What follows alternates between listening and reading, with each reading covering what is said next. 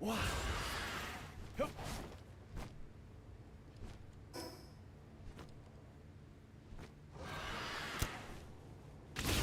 哦！嗯。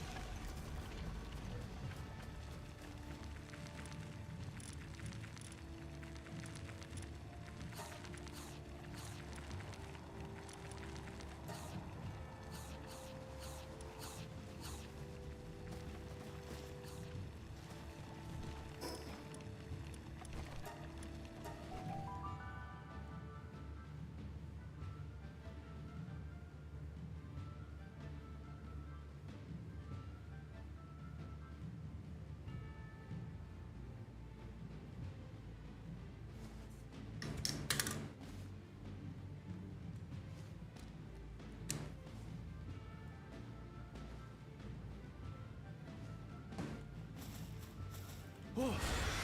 哦！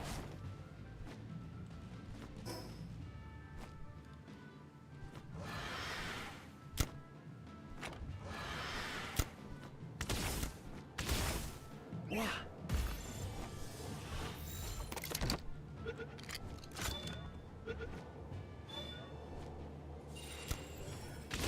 呀！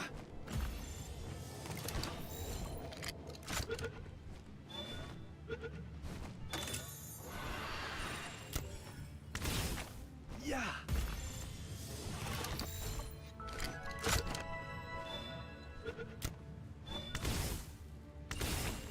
哇！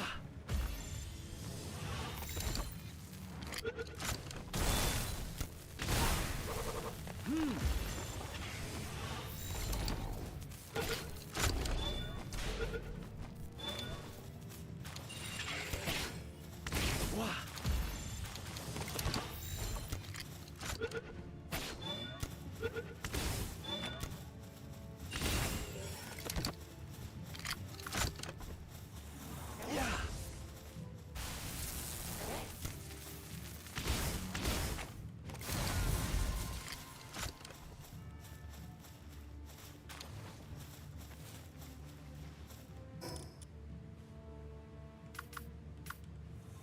Oh. Yup. Wow.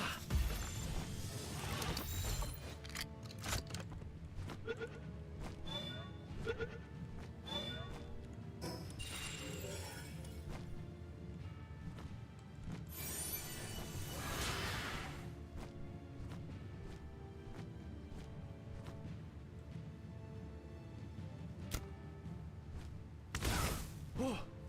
Yeah.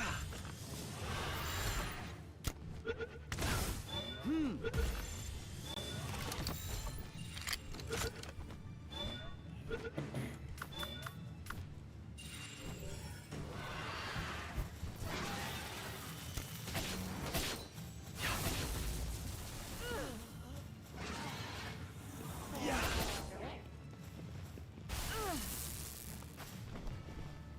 Yeah. What?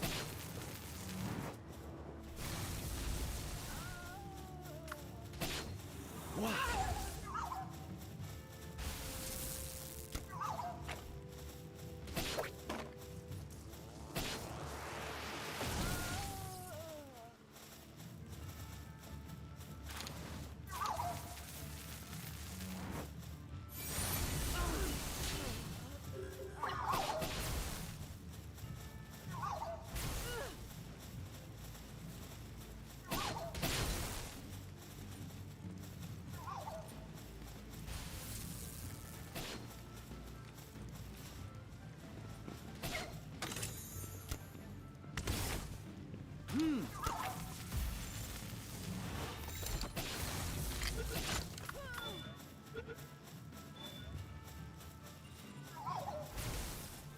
Wow.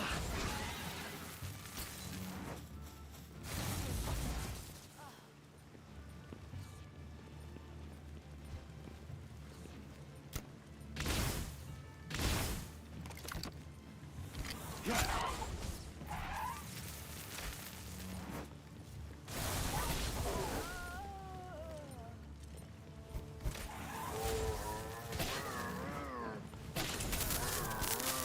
Wow.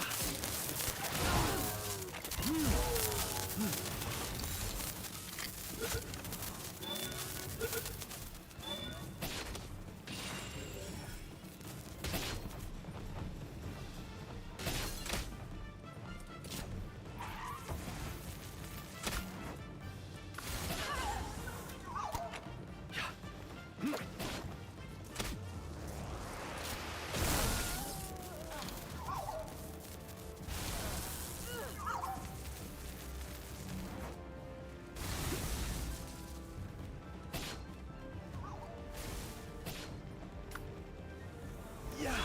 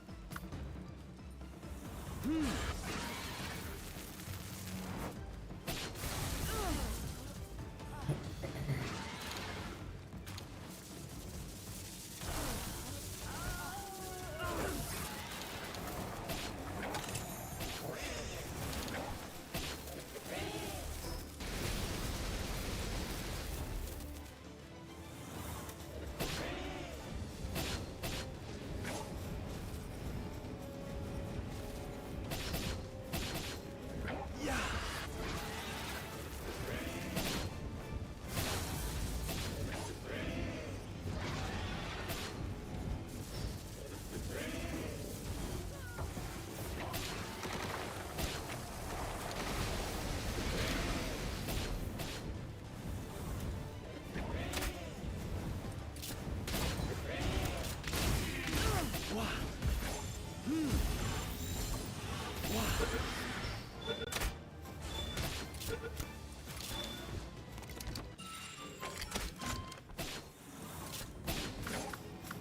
Oh. Yeah. Wow.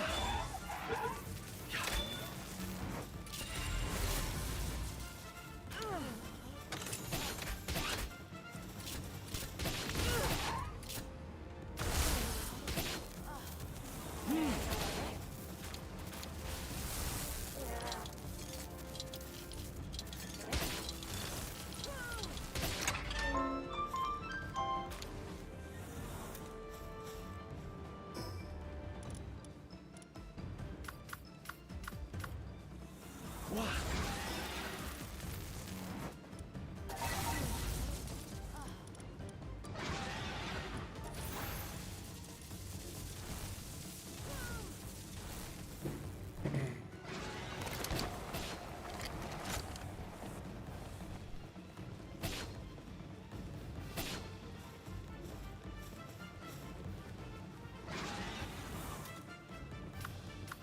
Yeah.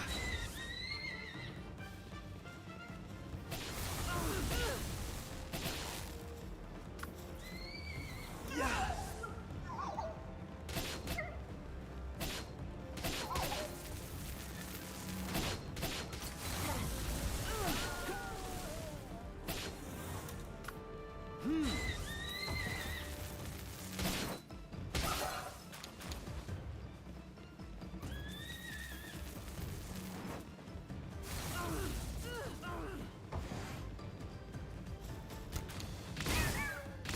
Yeah.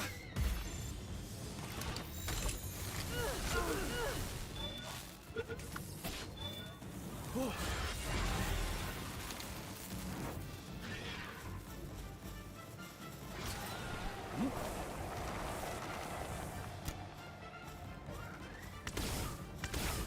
Wow.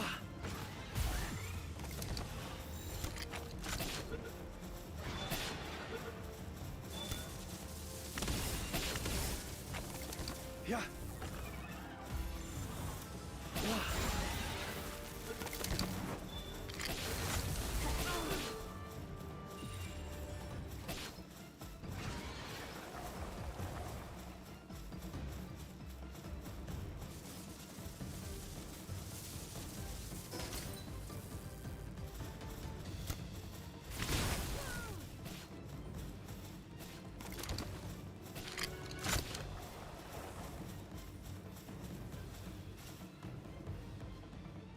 What?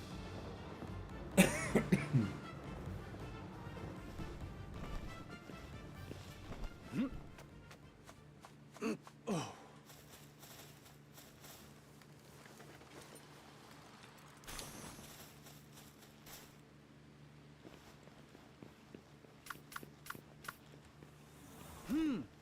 Yeah.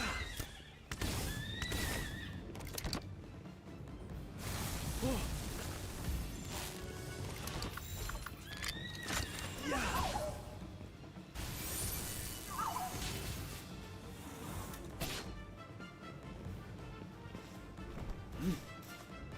Yeah.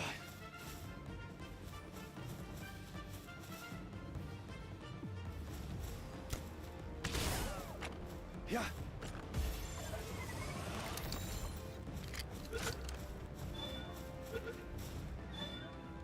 What?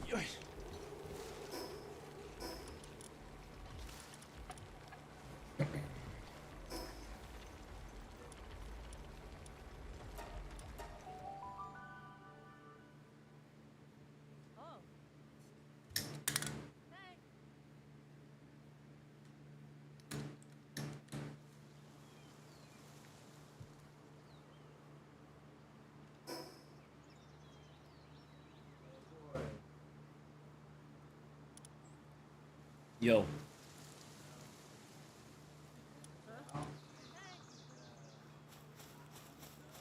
Yeah. Yeah.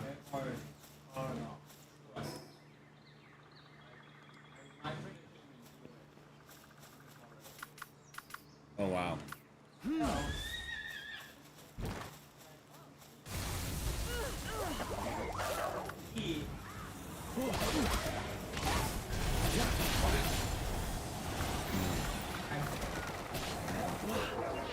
Yeah. Yep. What's that?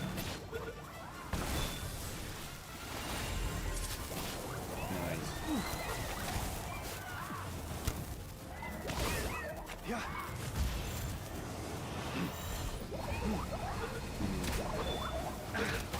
Yeah.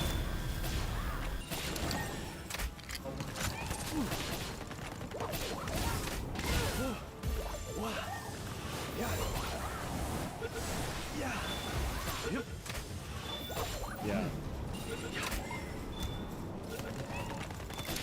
Mhm. Yeah. Yeah.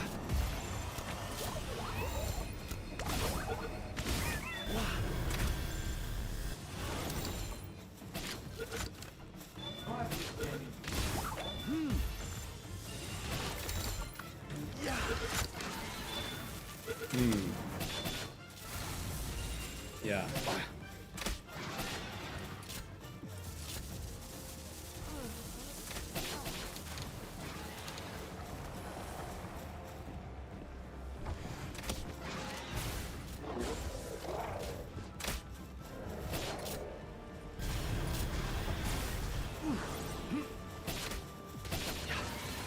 Hmm.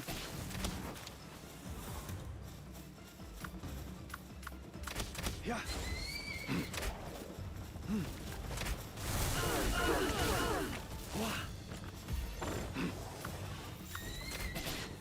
Yeah. Yeah.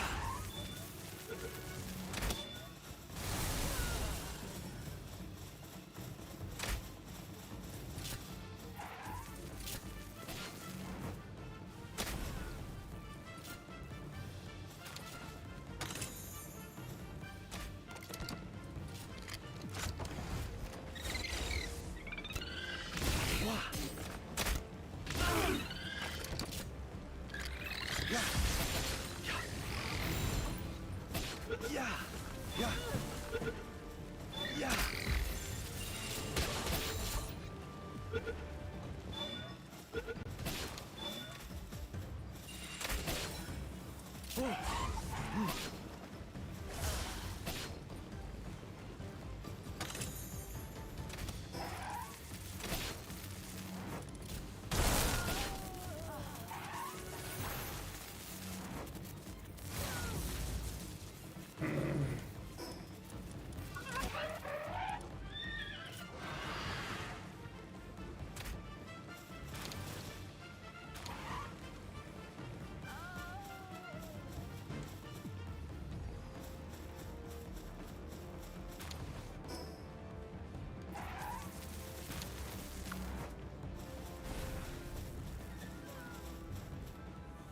Wow.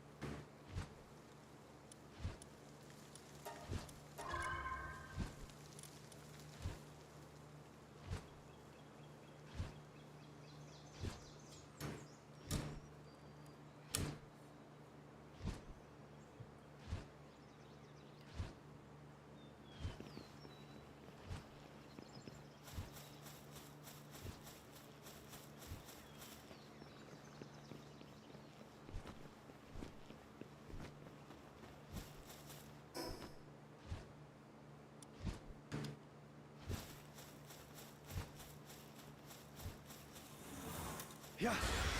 Oh.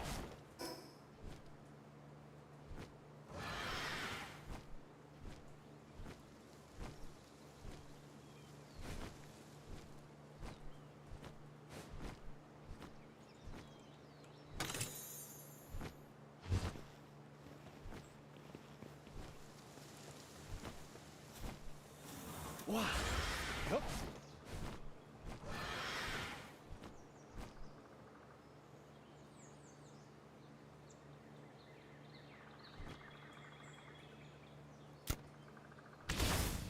Oh.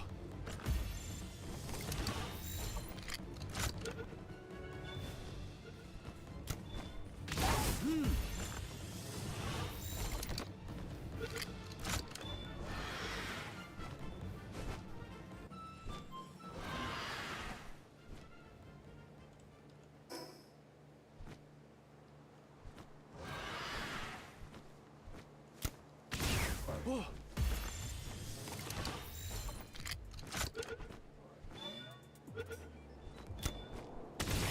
Yeah.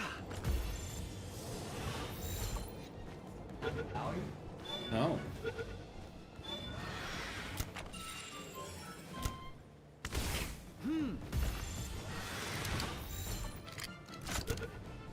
Wow.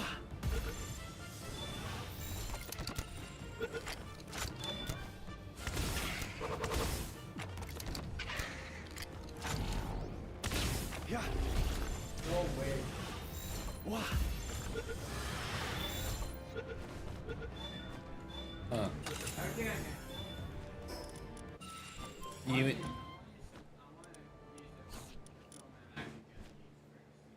That makes sense. Mhm. Yeah.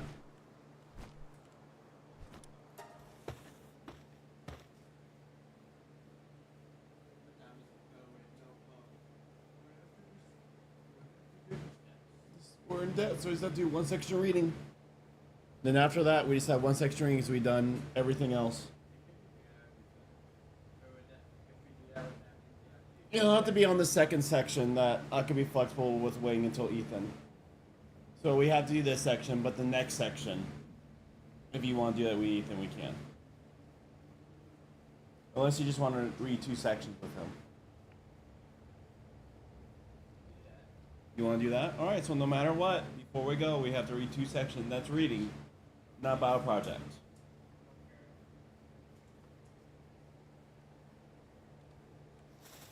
Yeah. Yup.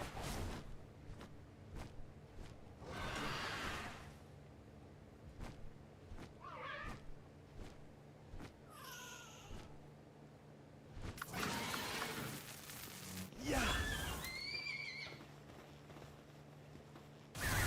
Oh. Yeah.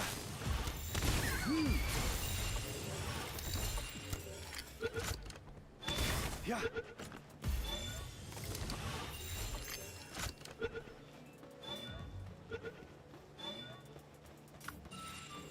Wow. Yup.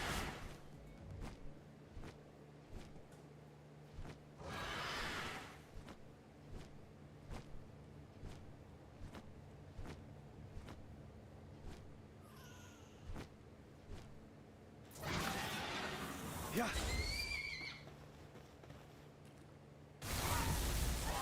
Yeah.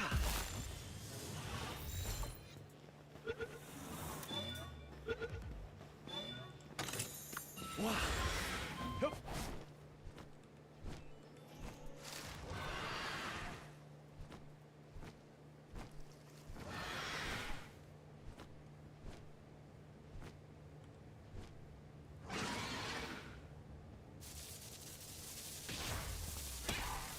Yeah.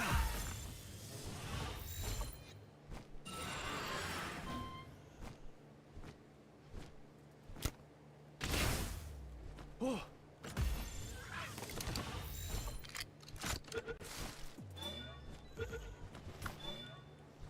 Wow.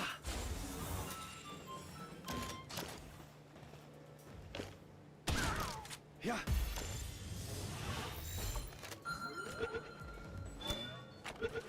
Wow.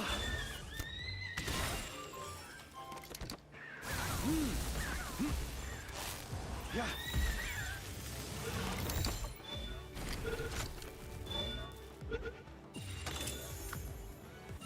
Yeah.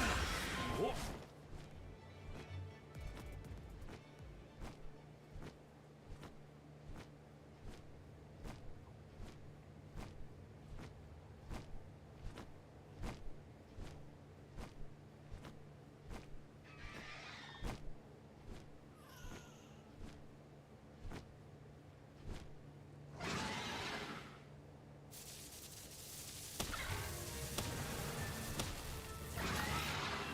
Yeah.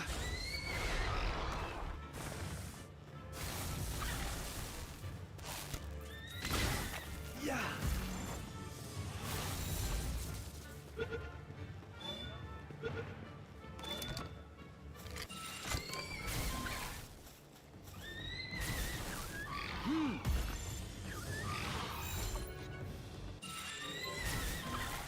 Wow.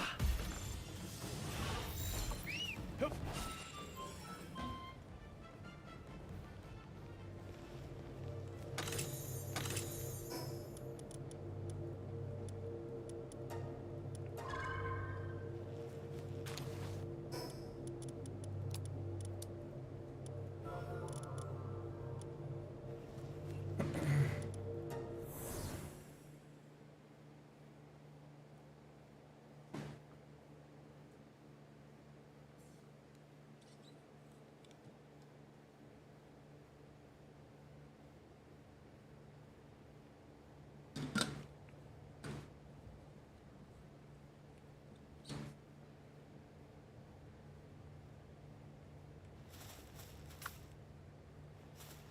Yeah. Oh.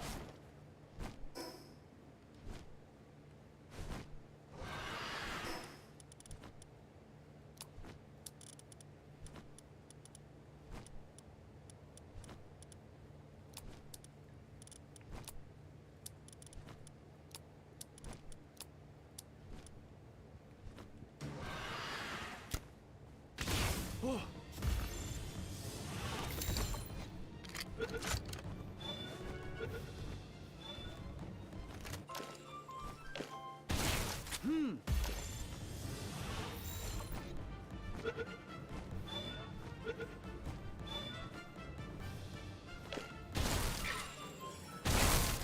Oh.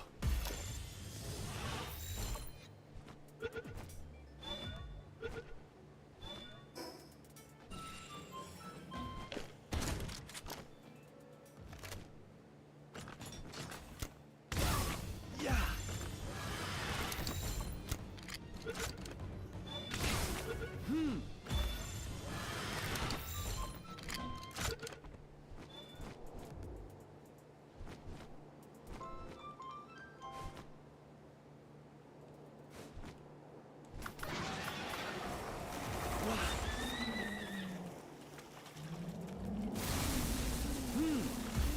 Yeah. Oh.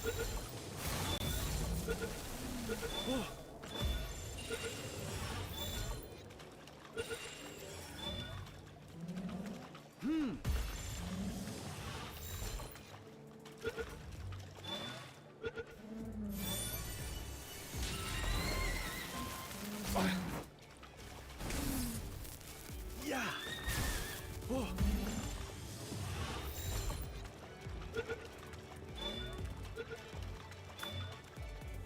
Yeah.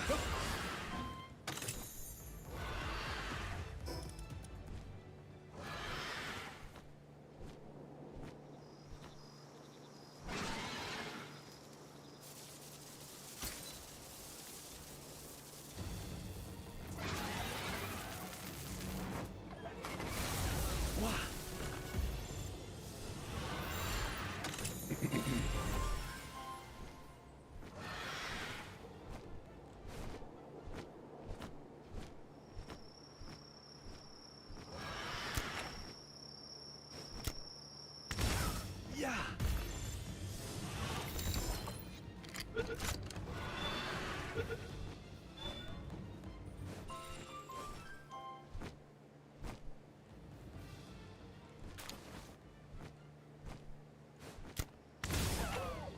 Wah. Yeah. Oh.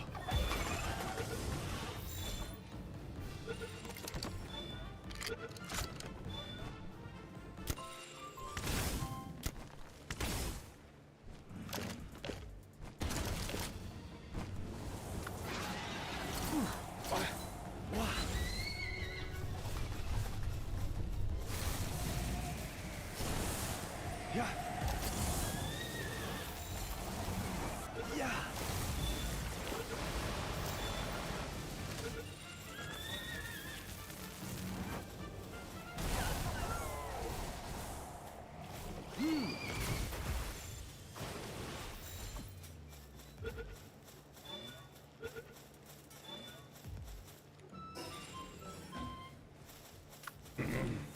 Wow.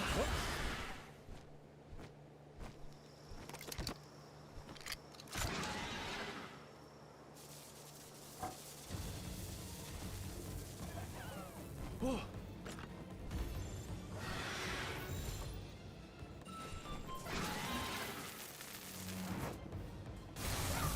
Yeah.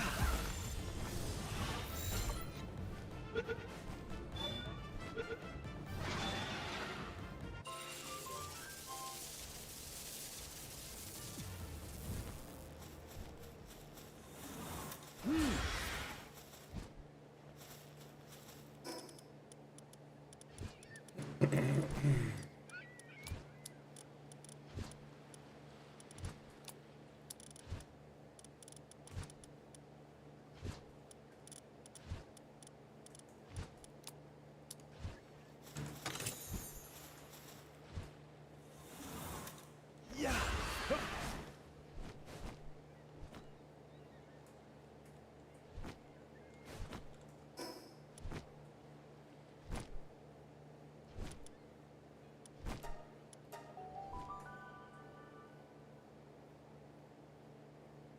What's up, Robert Blake?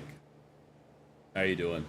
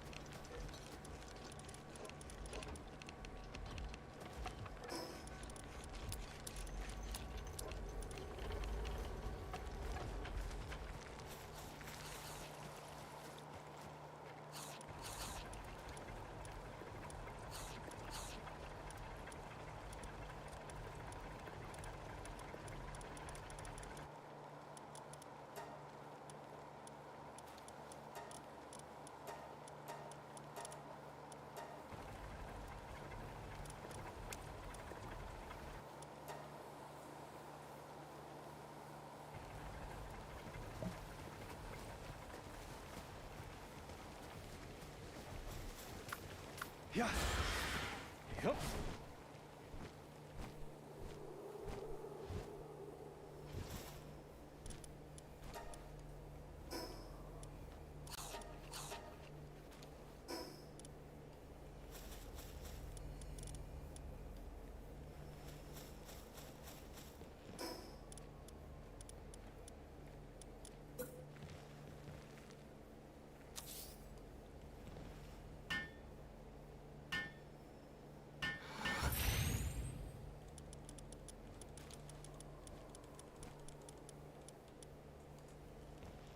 Oh.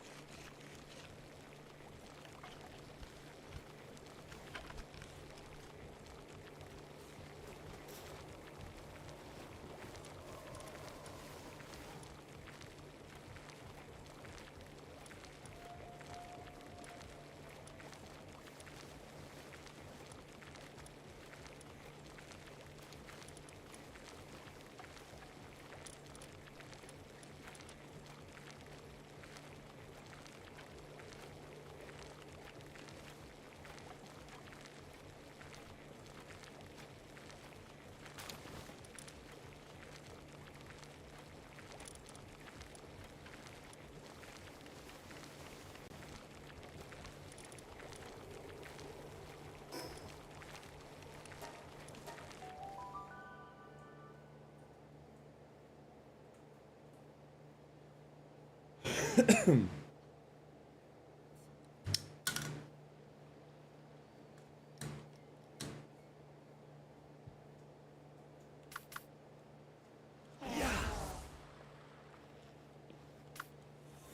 Wah.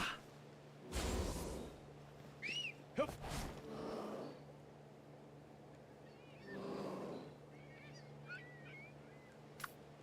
Ah. Oh. Yeah.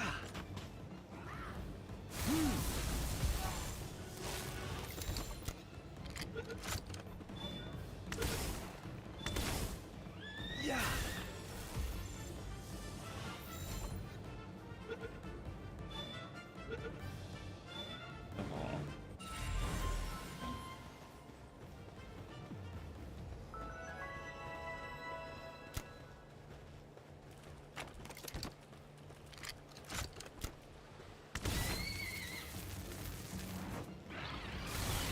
Yeah.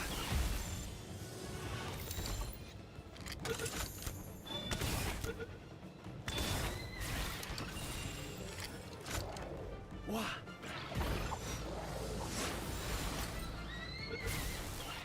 Oh.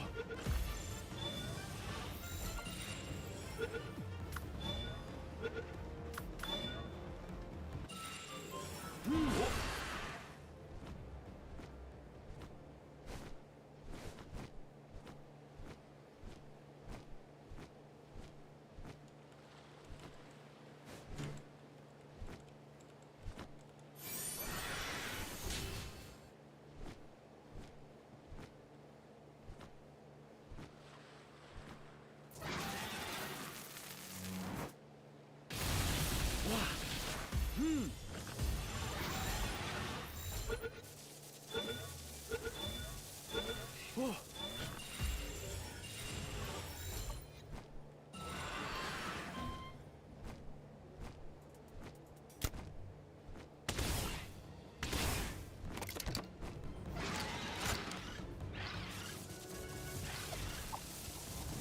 Yeah. Oh. Wah.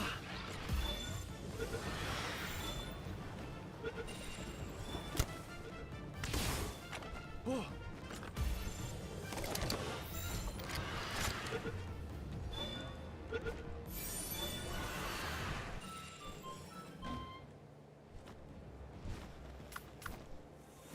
Wah. Hup.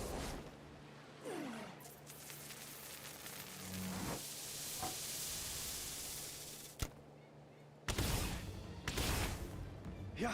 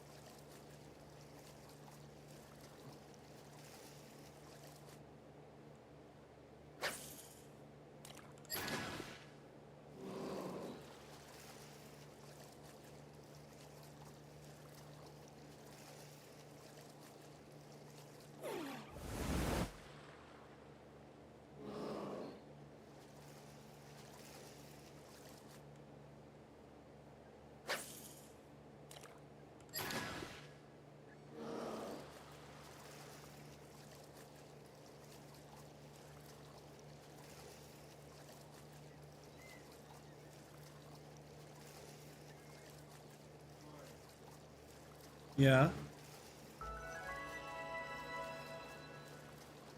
Huh?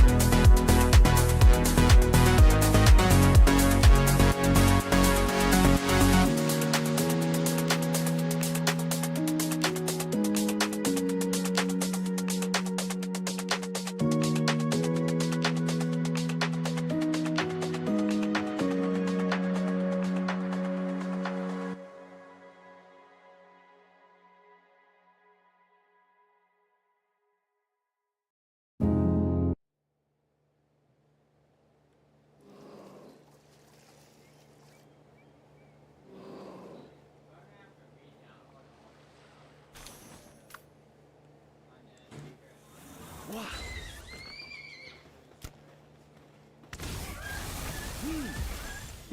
Yeah. Wah. Yeah. Yeah. Yeah. Yeah.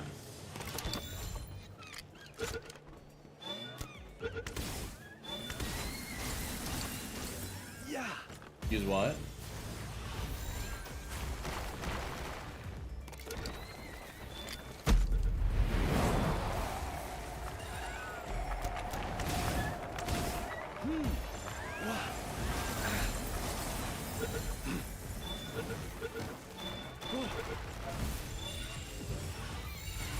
Hmm? Yeah. Are you asking me to make one? Wah.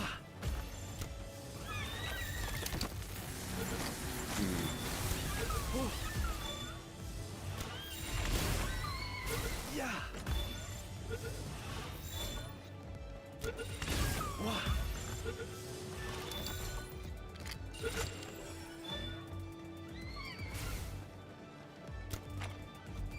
Yeah. Yeah.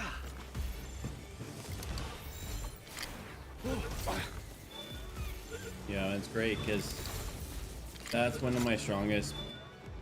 Oh, sweet. This is like one of my strongest pals. And it has mercy hit, so it lets me let it go. Don't go crazy. Wah. Oh. Eh. Yeah.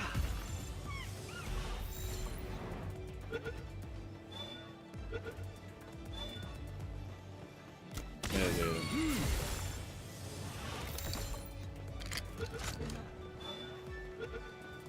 Oh.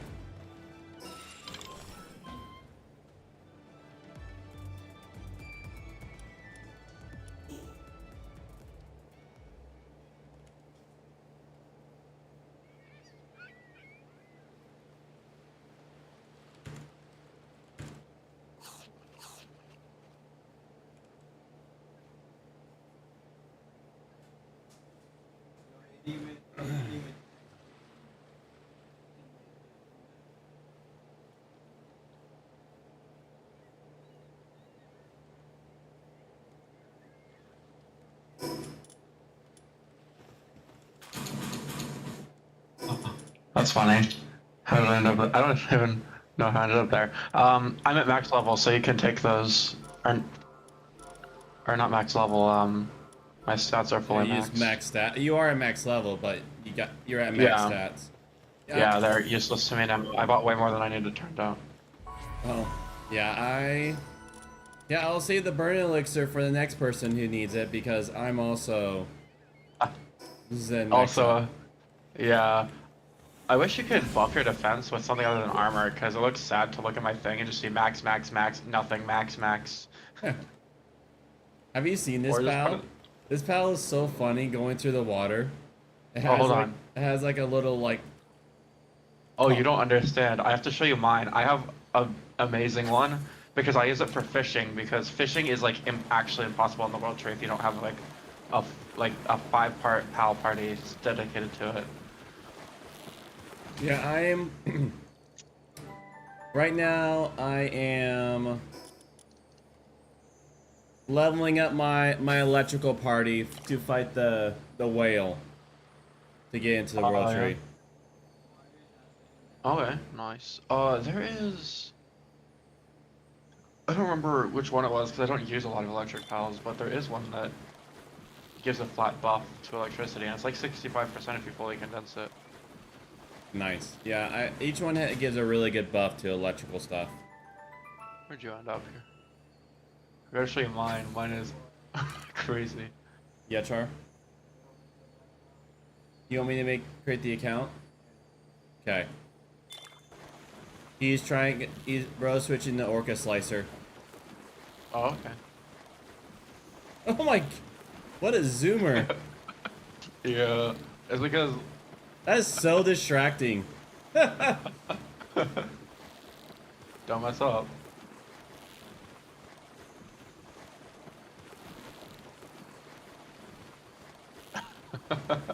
This is because my fishing party is like, so this one what it does is, well, you can obviously tell, but it, since it makes it easier to fish up talented pals, which I don't really know how, in what way it does that. I think it makes the period that it's calm or last a little longer, so if you like survive the erratic crazy spot, it gets like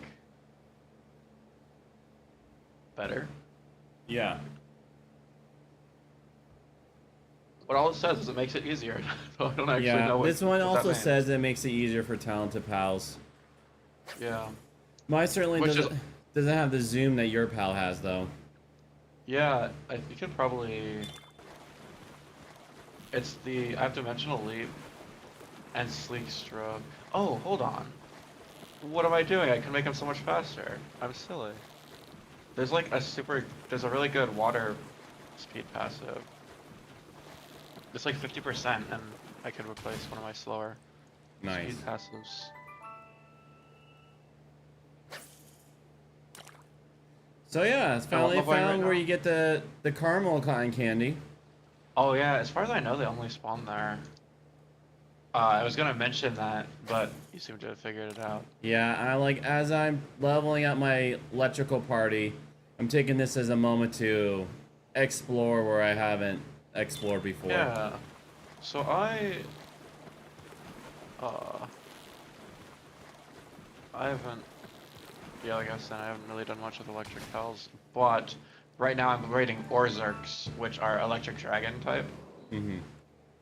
I'm actually using the basic original breeding farm so that I can duplicate eggs and get alpha pals. Because I need them for a raid army. So I'm trying to breed perfect alpha Orzerks with Serenity, Immortality, Twin-Edged Holy Blade, and Diamond Body. I'm really hoping I don't regret the Twin-Edged Holy Blade. Because it does reduce their defense by 30%, but it's plus like 50% attack. But that's why I gave him Diamond Body and other stuff. So I'm hoping I can make up for it with the recovery grenades. Yeah. So are you going full pal build? Well, so my main build that I just use like for my party is. Sorry, 1 second, bro's talking to me. What's up?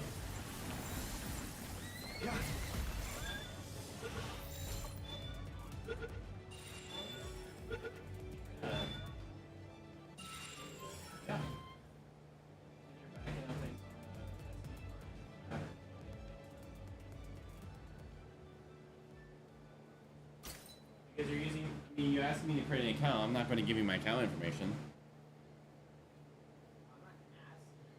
We need an account for Orca Slicer?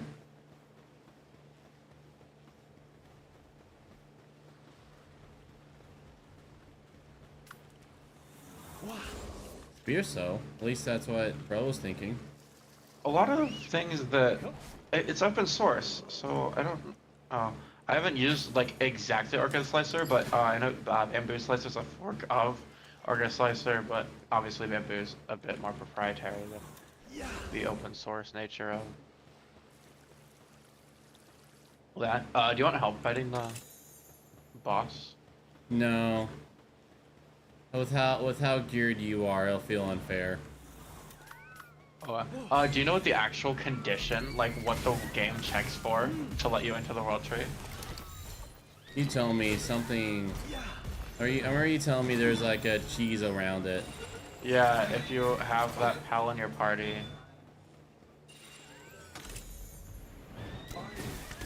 Or I guess it's probably if you've caught it, or if you have it like in the game. It's probably what it's really checking for, because I think I didn't have it in my party when I ran it or went there. However, it doesn't require a saddle, which is really funny. You can just ride it. Do you want a microphone so you can ask Aiden questions on how to operate that? You know how to figure it out? Alright.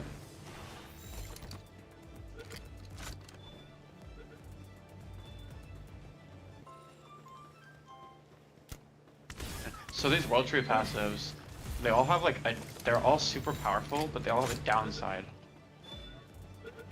Like this one, Holy Blade I was mentioning, it's plus 50% attack, but also minus 30% defense.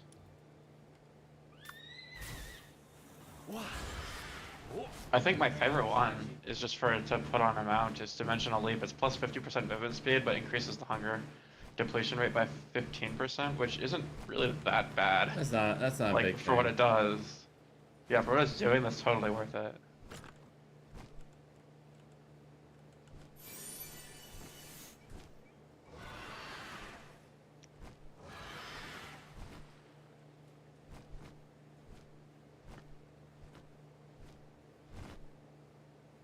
Man, there are so many pals that spawn in this island.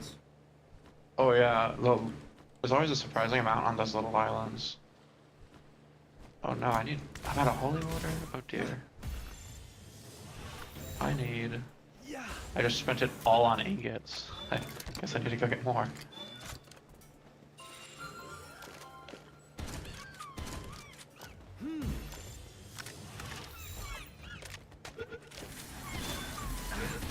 Oh, I've even further tuned my relic or my holy water farming. So now that all the pals that I'm specifically farming will drop 100 and 240% drops for the pals that I'm targeting. And they usually spawn in groups of 2 to 3. Oh wow! Oh, wow.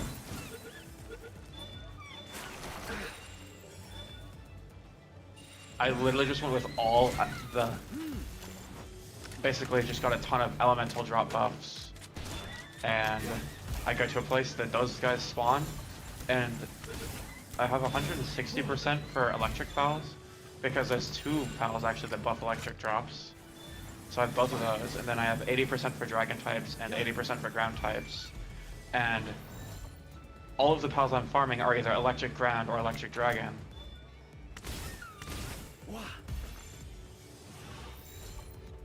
So hopefully Nice. this should definitely buff my efficiency.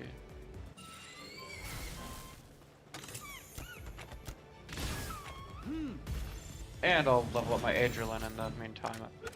Also, it turns out the Adrenaline is faster than Jet Dragon if you have A party of dragons.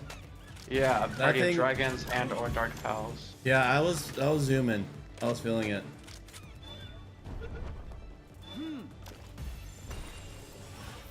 It's also nice that you use a weapon from its back. However, when I'm farming, I feel like I put Serenity on it to just decrease its cooldowns. So that seems to make up for it.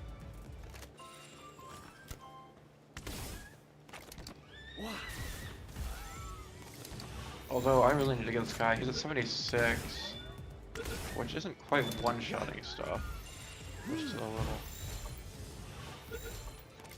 inconvenient.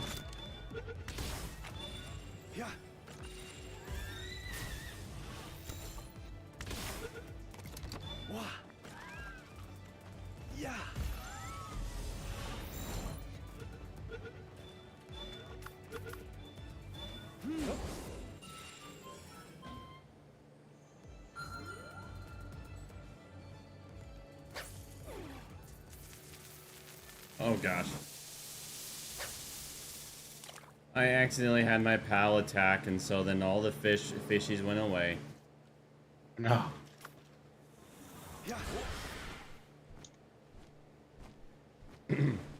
Beacon, it's like the lightning.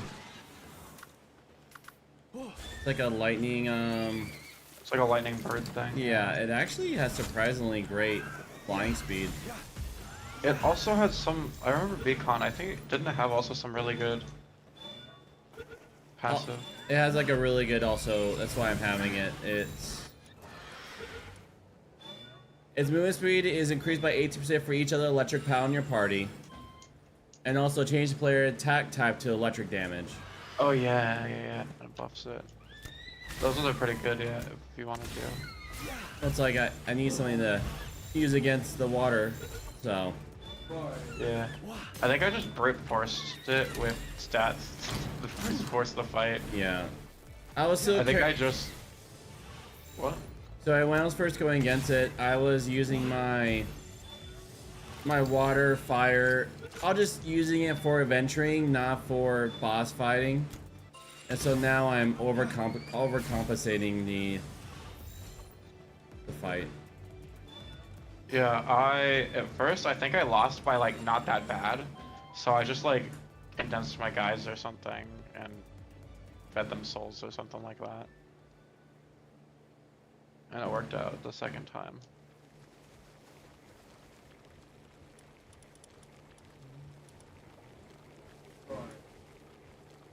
Yeah.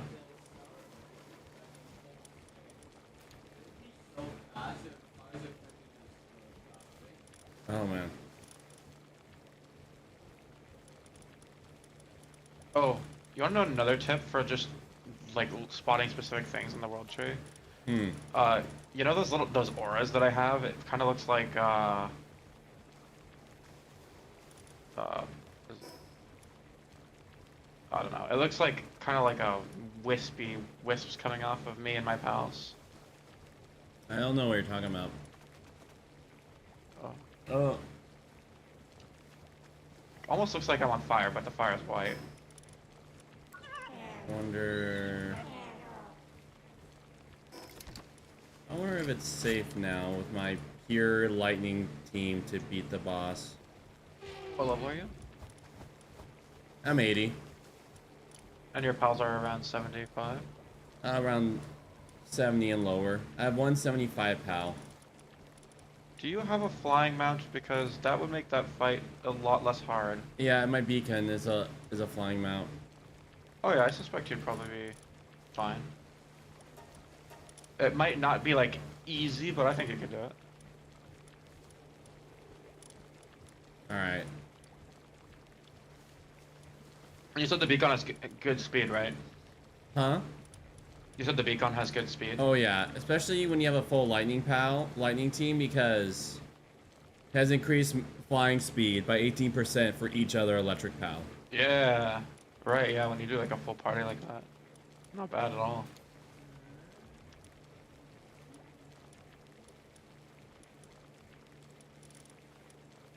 I'm actually over here in the world tree, just farming, so maybe you'll run into me. Nice. Yeah, now I'm assigning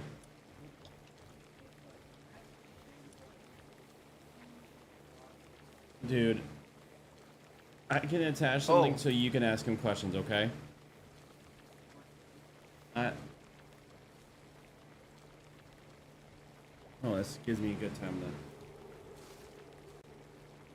Oh darn. Since I switched to like fully farming for water, I don't have the drop buffs on neutral pals, and I just found a Mimog and only got 200 coins from it. So sad. I literally, remember how I just had all those extra things that I just gave you? Yeah. I had over 10,000 dog coins to spend on them.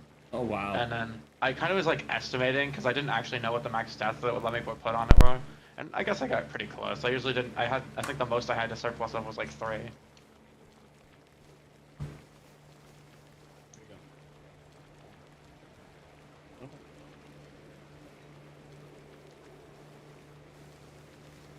Alright, I think it's time to just buff you the last 4 levels. My Adrian.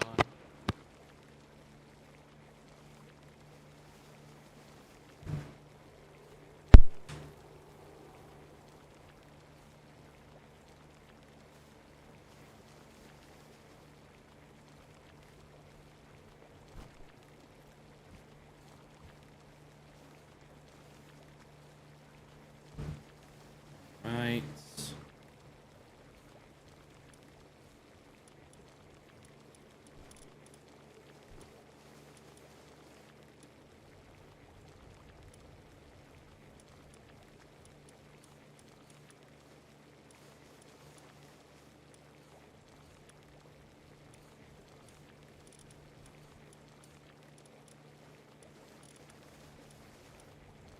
goodness, this little guy hits like a truck. What the heck?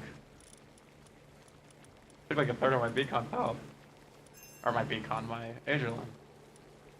Oh, that's funny. So most like a little pals, if you put two, they don't have to be the same pal to get eggs for both of them. But it's like What? unique legendaries that you have to have the same pals. Are you talking about farming or breeding? Yeah. That depends. For example, the Orzerk you can only get from breeding Orzerks, but that's not a legendary passive, which makes it really annoying because that means they literally can't get the legendary passive on it, unfortunately. But it depends on the pal. Like for example, Jetragon you can only breed in Jetragons, but like the Neptilus you can breed Neptiluses from other stuff if I remember correctly. It really depends on the pal. What you get? What are you trying to get? No, I'm just wondering because I'm just condensing, and I always can condense usually down to like one good fighter and the rest if they can serve in my base. Yeah, yeah, I do a similar. Actually I breed for the best passives, and then I like to, or not breed. Well, I condense everything but the best passives, just so I have everything in case I ever want it.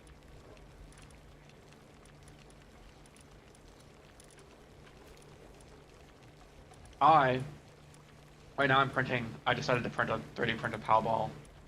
It turned out pretty good. I think it has it got something in there, and there's a little bump annoyingly, but it'll turn out pretty decent. It said, I think it was like 13 hours, though. It's like a real life-size Palball. Oh.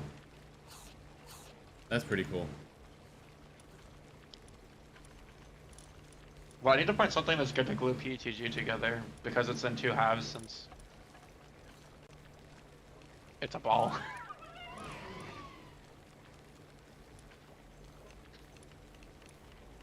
And I at least just want to condense my caramel cotton candy pals for when I can start making the really good cake. Yeah, so you can. I haven't really used that cake much.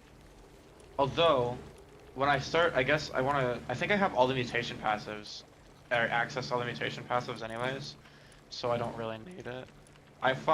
What I find strangely good is just the one, I forget what it's called, but it's the one that just doubles your eggs. I find that very useful. It takes half the cakes to fill up your hatchery, and it's great if you go to the regular breeding farm, and because then you get double eggs from that, and then you can get a chance for a double from Grintail.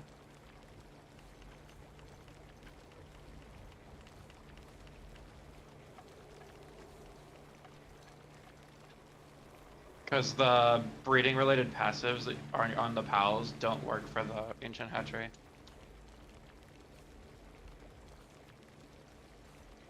I think the one that increases the incubation speed and the one that increases the breeding time might help, but it's already so fast it doesn't matter.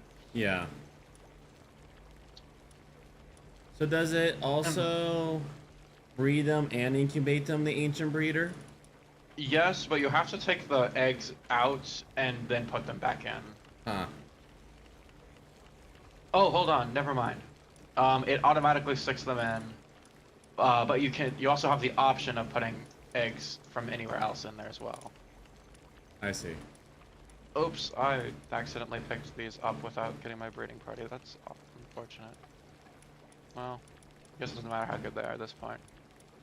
I'm hoping, because there is a drawback actually to breeding them all into alpha pals, because it increases their hitbox size, which depending on the fight could be really bad.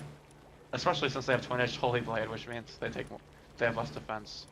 I mitigated it with Diamond Body, so it should be like a net 0, but yeah.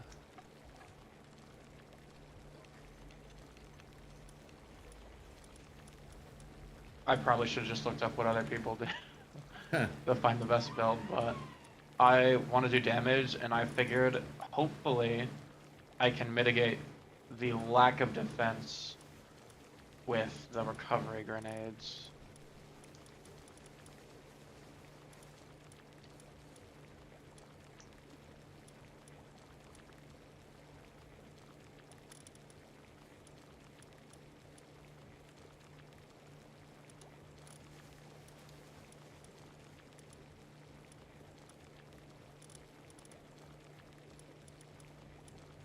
Wait, I have a weird idea. So you can drop pals. Does that mean you can put them in a chest? Oh no, you can't pick them up in your inventory. Yeah, don't come out as. Yeah.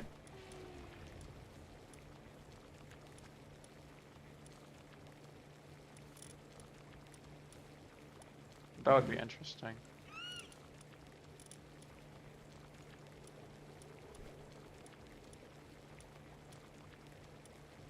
Oh, did I ever increase my Aegerland's attack via souls?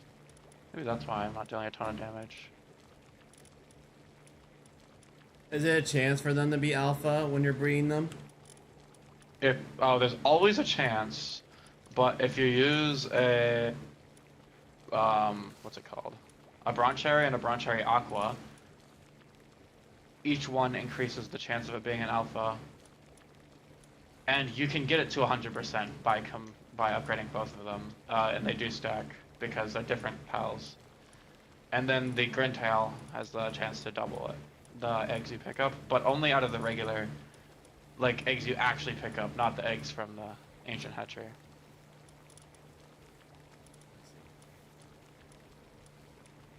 Ooh, I got a mutated egg. Let's see if my 55% chance is good enough to double it. Oh yeah, I got 2 of them. Heck yeah. Alright, what do I got? Anything cool? I got a flying pal with Sky Marcher, which means it has 2 extra mid-air jumps, which is really useless. Actually, I had 2 of them. The other passes are good. Oh wait, is he lightning type? No. Okay, maybe it's not that good. Well. Oh well, I guess.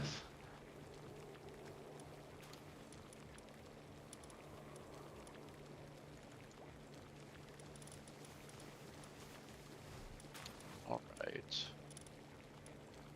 Question is... Oh yeah, I have like a whole page of Orzerks.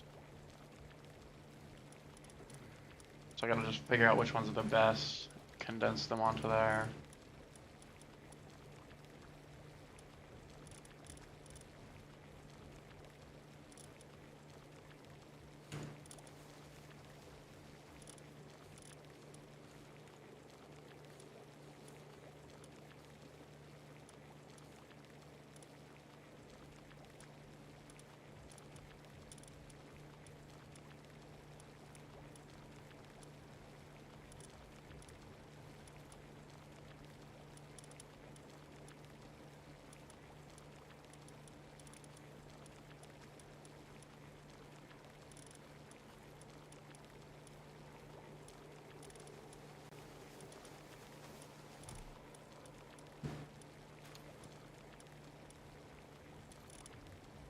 What was this?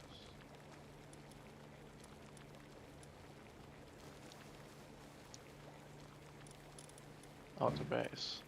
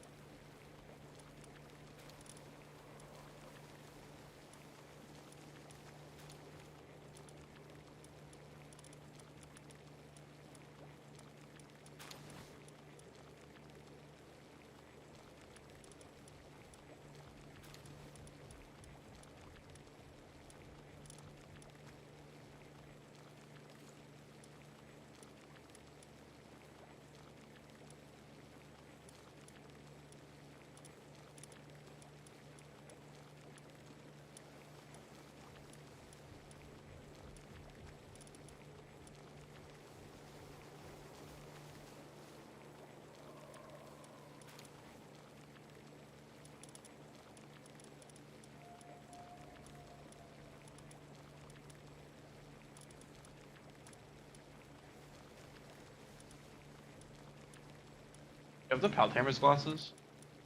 I don't. It's really good because it's the Mercy Ring and the ability glasses on the same item. Yeah, so I'm guessing that's from a Skinamic. Yeah, you can find it, and I think it's in the Astral Mountains. One of those areas. I feel like that laptop that has you. I find that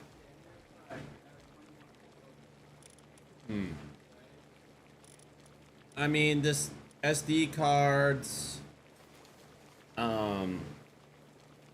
even like, what are they called? NVMe hard drives just get hot. Yeah, they do.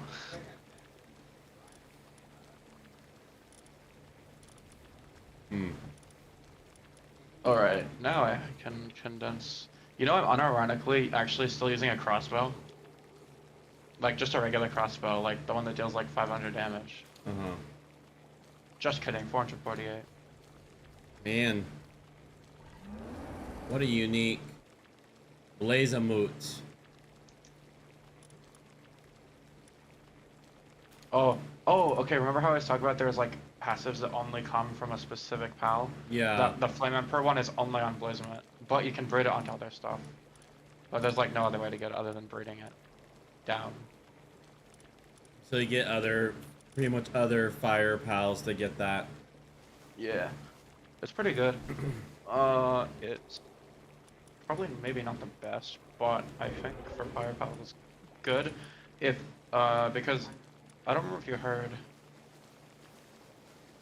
or I don't remember who I was talking to about it, but in this game, there's different buckets of damage, and it's, for example, better to have plus 30% fire damage and plus 30% regular, or like damage overall, than just plus 30% damage overall, or plus 60% damage overall, or plus 60% fire. I don't remember the exact reason, but it's some way that the game calculates it. It's probably like diminishing returns or something. Something along those lines. I should really upgrade my Grandtail so I can have a higher chance of getting double eggs.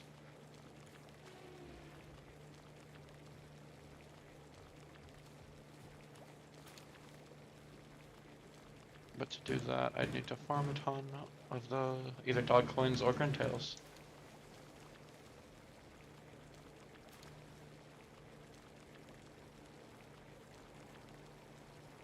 Collect all hatched eggs. Sickly. You're getting condensed.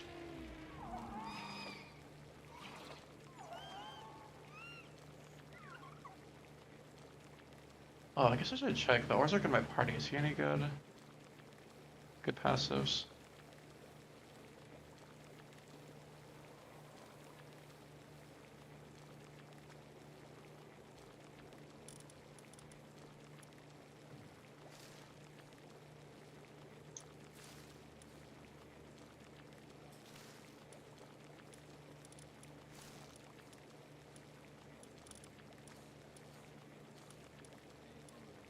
Yeah. Snack time? Nice.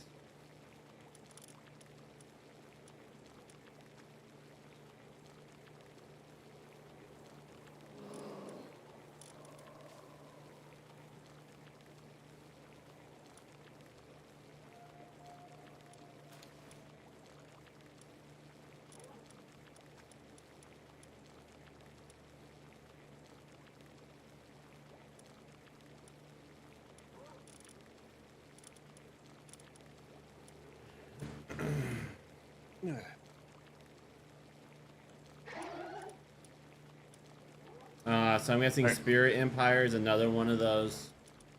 It's unique to that PAL. Which PAL? Lylene. I don't know. Let me look at my Lylene. I don't think so though. But I can check real quick since I'm next to my PAL box. Nah, it's not. Ah. The the PAL exclusive ones, they always come with it. Provided you catch it or get it from the in the wild somehow. Did catch Frosthelion for the first time. Nice. That's also a pretty good. It's a good combat flying mount.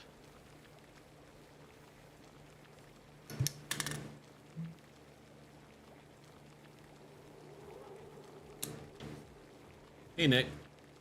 Hey.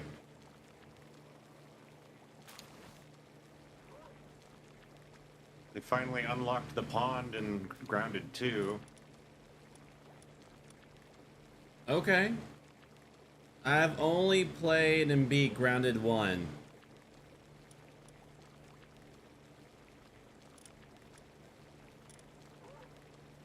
Yeah, the second one's just as fun. The map is like 3 times the size as the first one.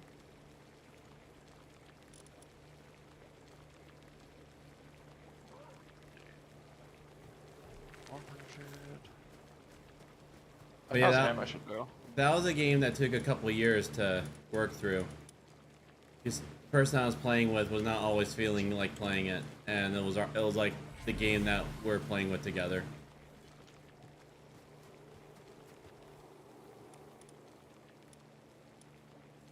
Yeah, I've been waiting for the pond to get unlocked forever.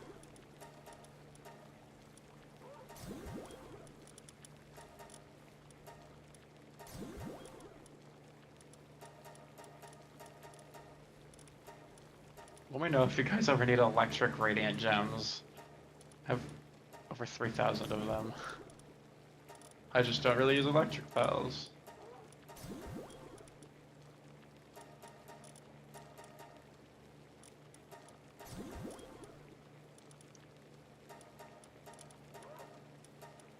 Alright, that should be enough ammo to last me for a while. You know, if you go over 1,000 ammo, it just says plus 999 Oh yeah, in the bottom right. I experienced that alright.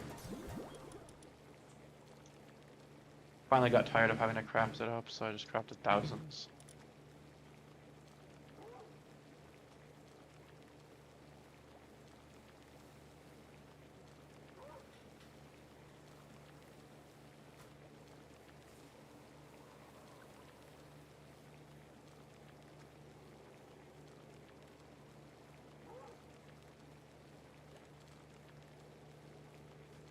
By the way, I have found it's massive putting insomnia on your pals because they don't sleep. So they just keep doing stuff at night.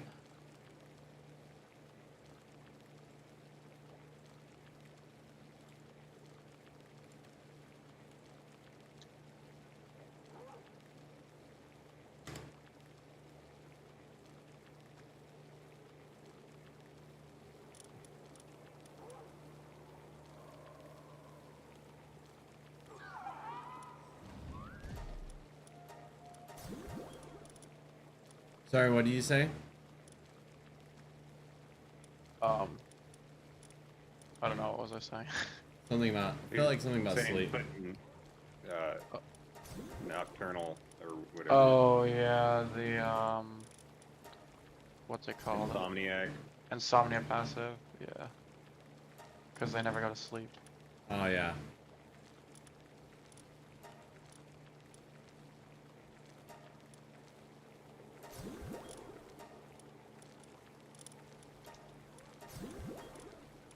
I've been struggling on tech points because I have been throwing them in the chests after salvaging them, thinking that they were the XP tomes, and then I had like 80 XP, or I had like 80 points worth of tech points that I found in a chest.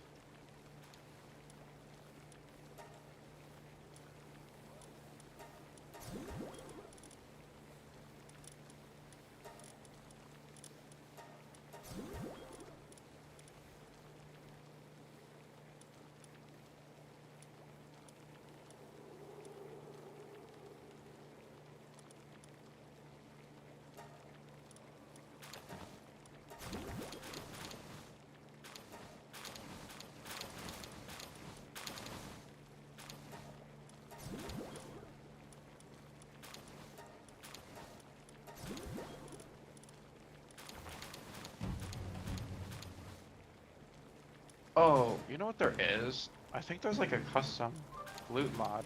So I wonder if this is the person, if we, calculate, the number of people, and then, say there's 5 people, we multiply the drops by 5, and then the person who gets them just drops them for everyone. That might be an easier solution.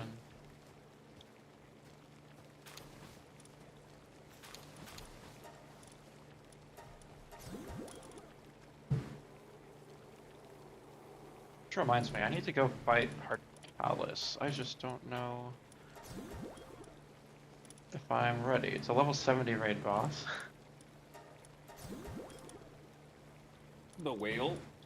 No, Hartalis. It's the level 70 raid boss. Oh, the final boss. Not the final one, just a raid boss.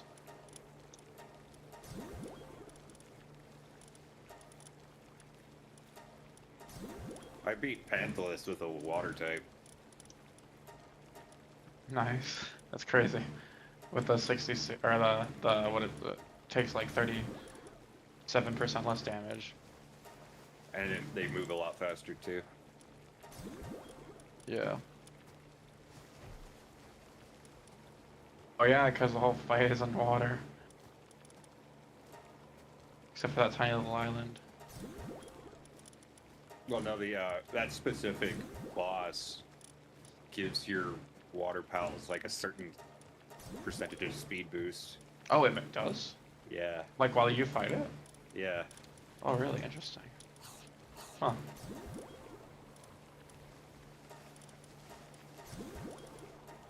Actually, I guess what are the rest of his passives? I haven't looked. Let's see. Oh, it can be written as flying mount, only one per base.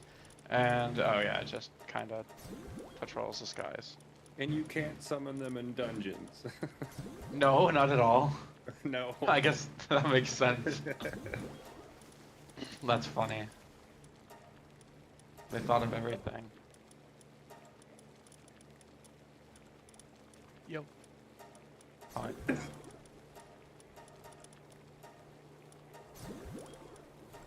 How's your day going so far, all? Oh. Hey, Justin. It's going pretty swell. How about you? Swell, you say? Yeah. Not well, swell. You might want to make sure you're not having bad circulation.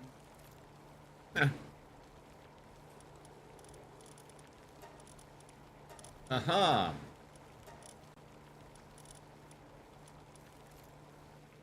How are you, Justin? I'm doing well.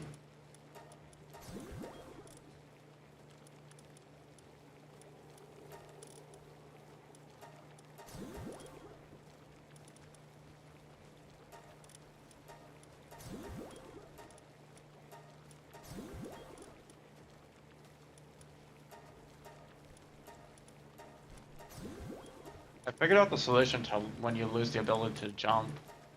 If you use your grappling gun, you like can jump again. I don't ever use a grappling gun. I keep forgetting it exists. That's like one of the best items in the game. Eh. Only if you're over encumbered, really. It allows extremely aggressive movement during boss fights. Yeah, really get you out of harm's way, especially like in big one-shot attacks. It becomes a little less useful once you get the wing pack because you can do the same thing, but even better. But like whole like room size attacks are like, you know, that take up a large portion of the room. Much easier to get out of.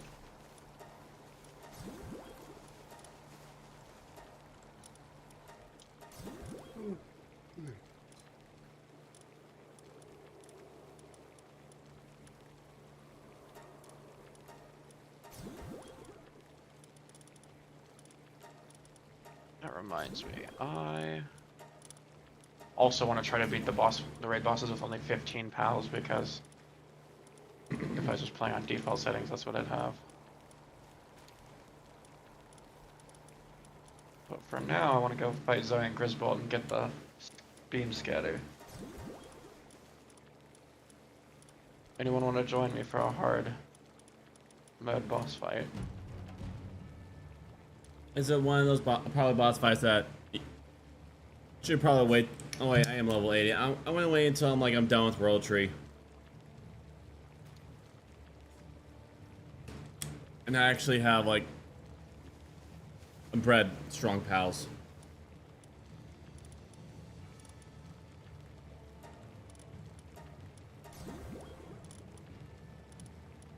Oh, you know what I actually should be doing is probably getting the looting for more legendary schematics.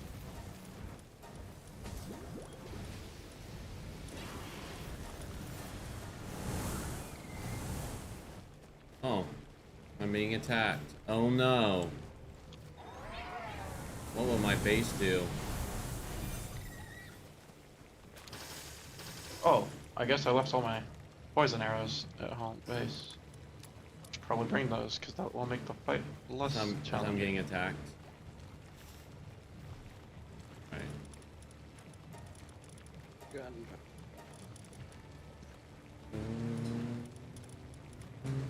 Charcoal.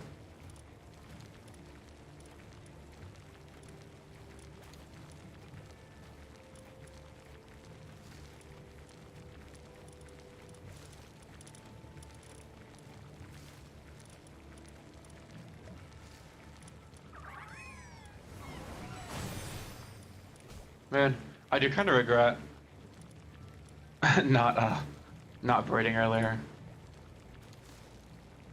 It's actually, I know a lot of people won't like it, but it's kind of. I thought I was gonna hate min-maxing in this game because like I only generally like that in ARPGs, but it turned out to be kind of fun.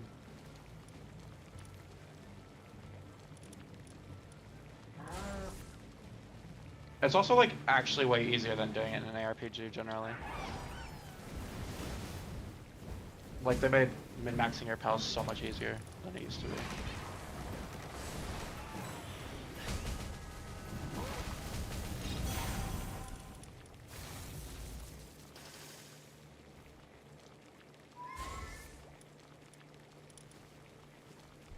Where are my poison arrows?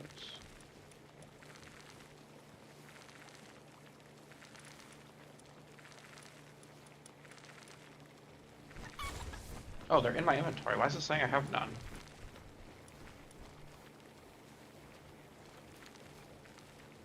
I picked up a random regular arrow, so it reloaded me with a regular arrow. So then I said I had 0 regular arrows. That's why. Instead of my over 1,000 poison arrows, which I probably don't need that many.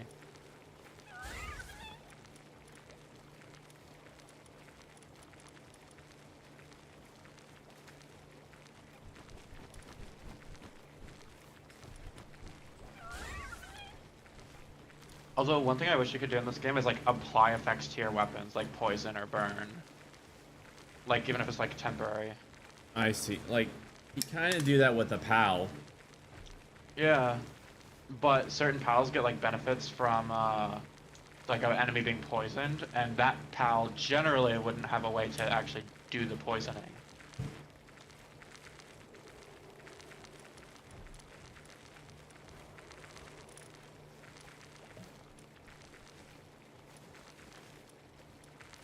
All right.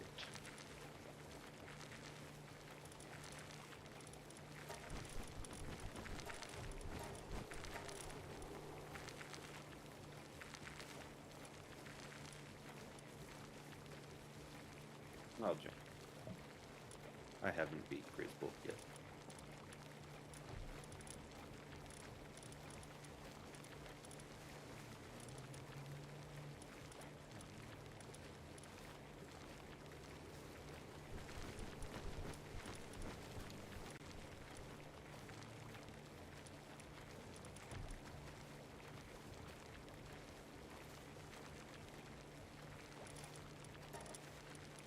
Oh, stay poisoned, please, because that's hurting.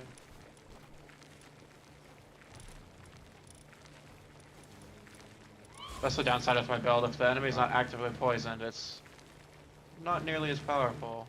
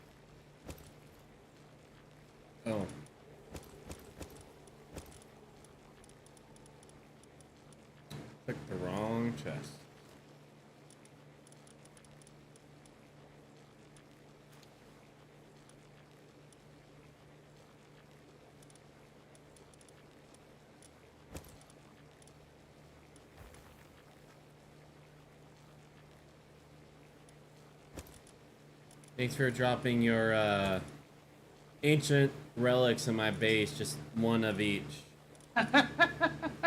Just passing Is the that where I troll, left them? passing the troll along. Is that where I left them? Yes, I got the beam scatter schematic. Nice. Alright, so I basically have the free ability to make the 3 best weapons in the game. For different circumstances. Cool, let me do that.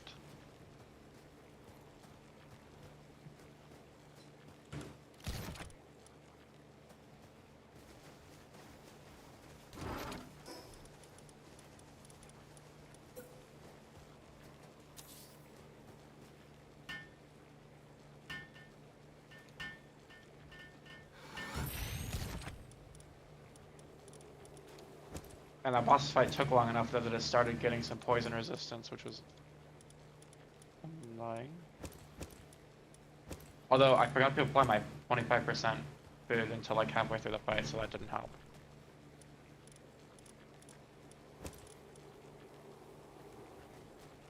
Sweet. I have plenty to craft that.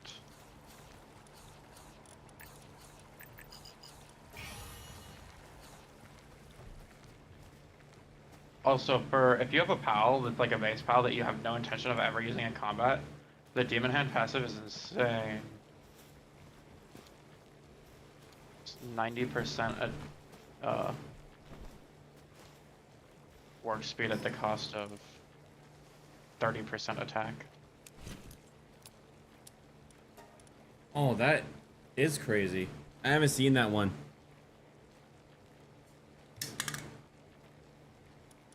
Oh, it is a World Trade passive, so I guess you wouldn't have had the opportunity to see it yet.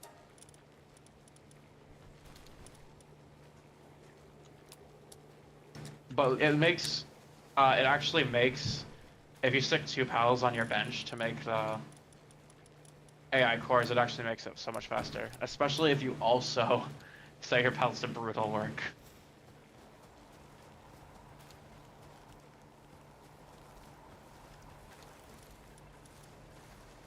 You know, I realized that I had a much easier way to get enough cores for my needs, and it was just spamming the level 35 droids. Because I had like 10 of those tablets. Oh, yeah, so that's what I was doing. Except, or not the 35, I did the Moonlord because he drops 4 each time. So I had to do it a few times. I didn't have a lot of hollow bars, and I did the level 35 because they get blown up super quick, and then they have the higher tier one. I can run those and blow them up super quick. Oh, the Libero one? Yeah.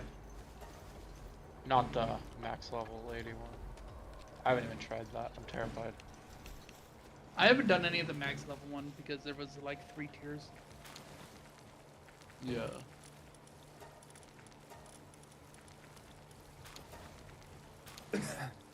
Like, to do the level 80 ones, though, you need like a really well-tuned party.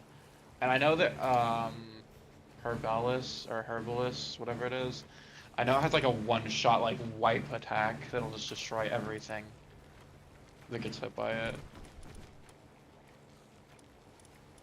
Also, we discovered that the grappling gun's even more overpowered than or at least than I thought, because when you get stuck, have you ever had like just lost the ability to jump for like no reason, like not encumbered or anything, just you can't jump?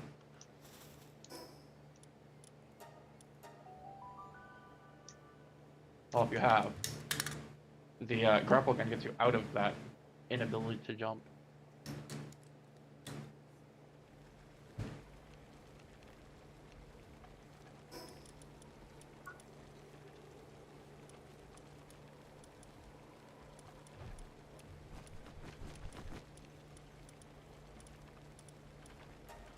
Oh, so by the way, Corey, that pal that I was just talking about, for example, so I have level 10 handiwork, and then I have remarkable craftsmanship, which is plus 75% work speed, and then plus 90% work speed from demon hand, and then plus 30% from work slave. So this pal goes 90, 120, 120 plus 75. So 195% speed. That's fire. Nice. No, Corey, it's actually a normal type. Eh.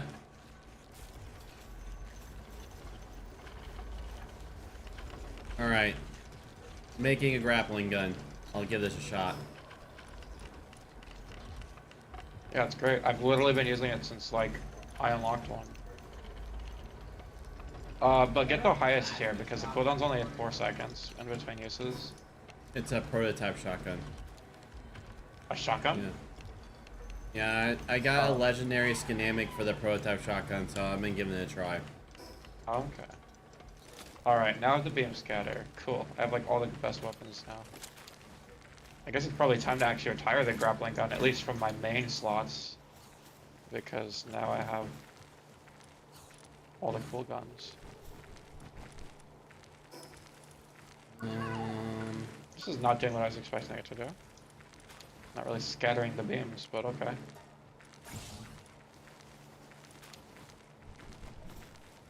There's another reason why I came here.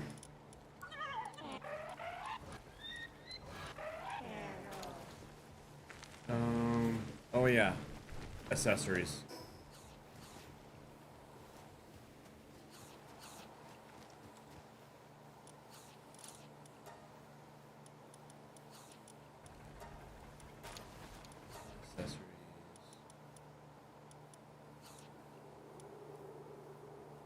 Well, that was that just happened.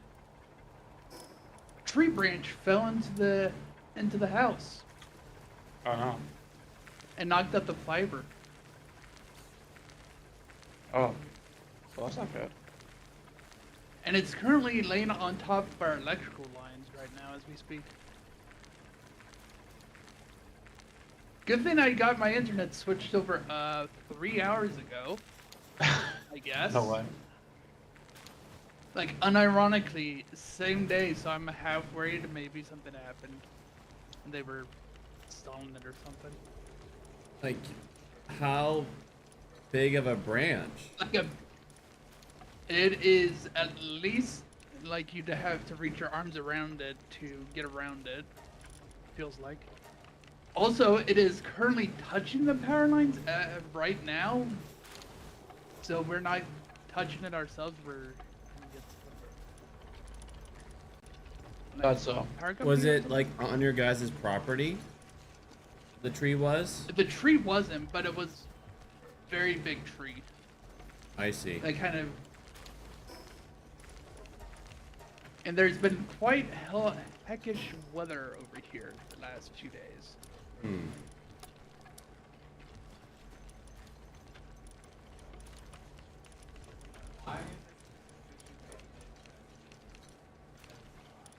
My pals will move into the chest. Doing other things. They'll eventually get moved. Oh, that's why the fight was so much harder. I forgot one of my damage buffs. Alright.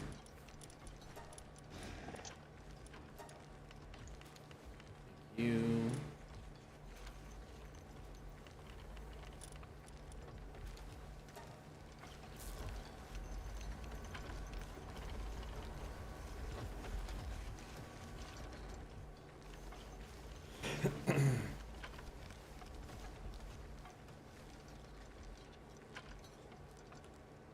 Alright, now got electrical damage plus talisman. I'll do that too. I don't need the Ring of Mercy for a boss fight. Actually, I want the Ring of Mercy. I want to capture that pal.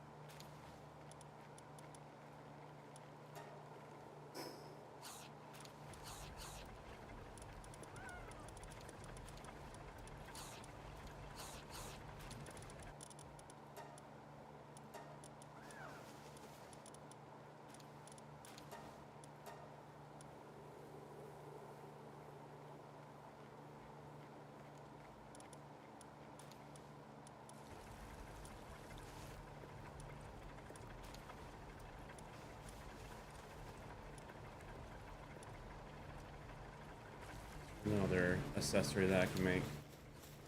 Yeah, I'm just still amazed that of all things, I got my internet swapped right before I would have lost internet. That happened anyways. Perfect timing. Somehow. It's like cursed perfect timing, but it is what it is. Hey, you get to be part of Great Tuesday, so I'll thank King Jesus for that. For breaking my tree? No, for it. Oh yeah, definitely no for it happening later than like like if it was going to happen in a way where you're still connected.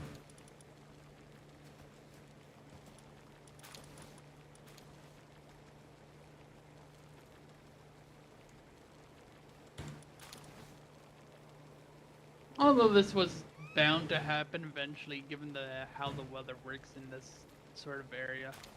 Very windy. And it's not buried anyways.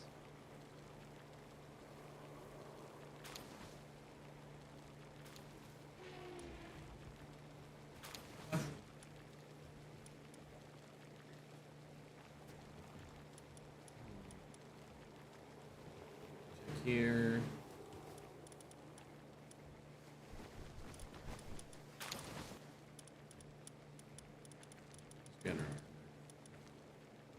Water damage reduction.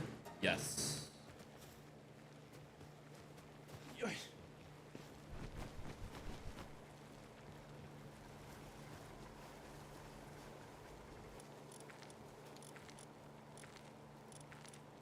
Ah, some mushroom quiche.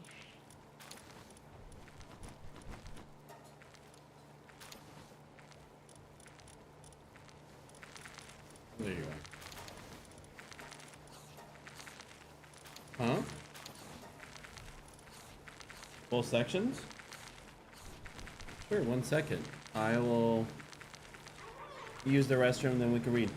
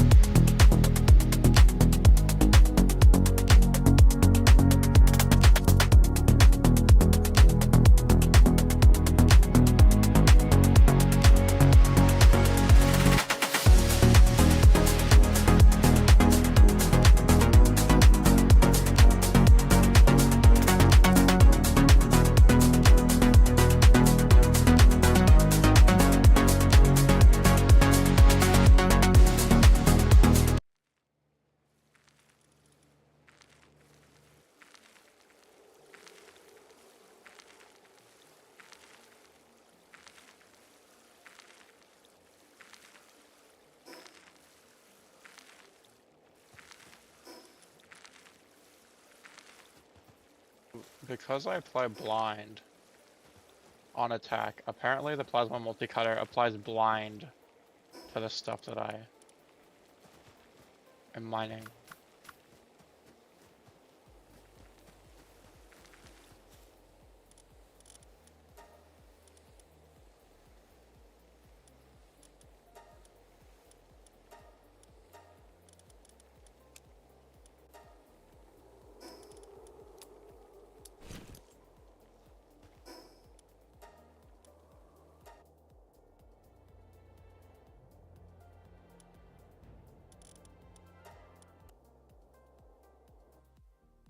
So Aiden, I'm going to read. I know you like to join in. Will you like to join in this time? Yeah, I can participate. Sweet.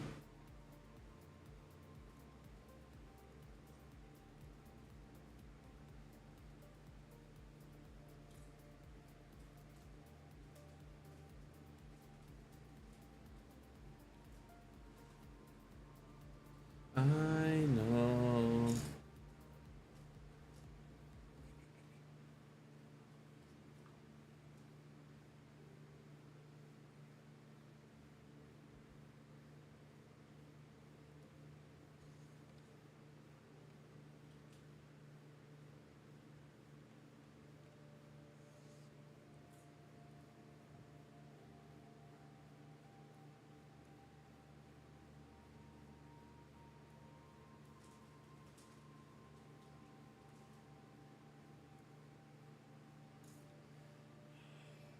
All right.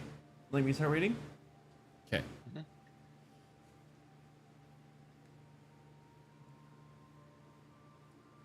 King Jesus, your Holy One, for amazing. We look to you and we cling to you. So as we read the writings of the ancients, and as they gone through their life, their struggles, from moments of clinging to you and moments of not clinging to you.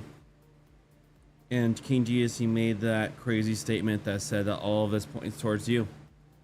So please reveal to us how it points towards you. And please reveal to us the wisdom that is being revealed through it. Amen. Deuteronomy chapter 27, chapter 28. Curses and blessings and curses. Moses and the Israelite elders commanded the people, keep the entire command I am requiring of you today. As soon as you cross the Jordan into the country Yahweh your God is giving you, you will set up large stones, coat them with plaster, and write on them all the words in this teaching. When you cross, so you may enter the country Yahweh your God is giving you, a country flowing with milk and sweetness, as Yahweh the God of your ancestors told you. When you cross the Jordan, you will set up these stones that I am commanding you today on Mount Ebal, and coat them with plaster, and build an altar there for Yahweh your God, an altar of stones. You will not wield iron on it. You will not build the altar Yahweh your God from whole stones.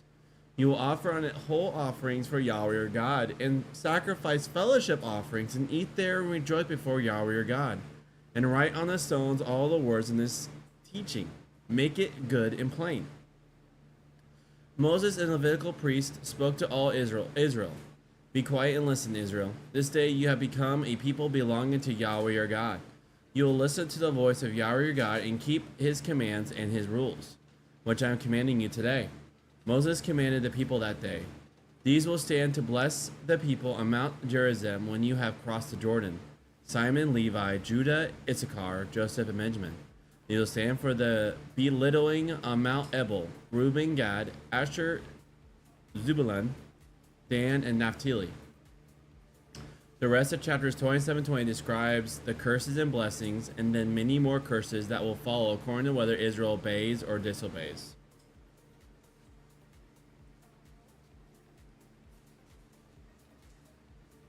So when they make an altar towards Yahweh, the God of the Bible, was it supposed to be with choice, beautiful, precious? You take the metal, you craft it. Yeah, because he doesn't. That's a crazy. Just a crazy thing of the God of the Bible. Is. Like you see it very often. It's like somehow it's our inclination to try to craft like the most glorious splendor towards the God of the Bible. Or like other gods, right? Like the high places. Because later on, we're going to read that they were actually making sacrifices to the high places. And what's interesting is these things become a snare.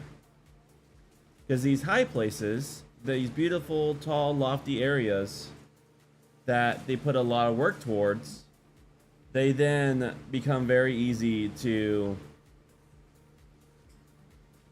care more about those than the God of the Bible. I think today we do see that, like, the hyper vigilance to, like, sometimes being a Christian becomes synonymous with going to a really nice cathedral or like a really nice sanctuary. Like, in a lot of places of the world, like, these cathedral sanctuaries now are just tourist places. Like, the place to worship God is not happening there. But it's like, usually you find, like, where people are worshiping God, you find that, like, in the house churches, like, where the lowly and meek people who can't even afford the fancy stuff. Just my thoughts. I'm very thankful for we serve a God who wants us to give everything to him, but he's not looking for diamonds and precious metals.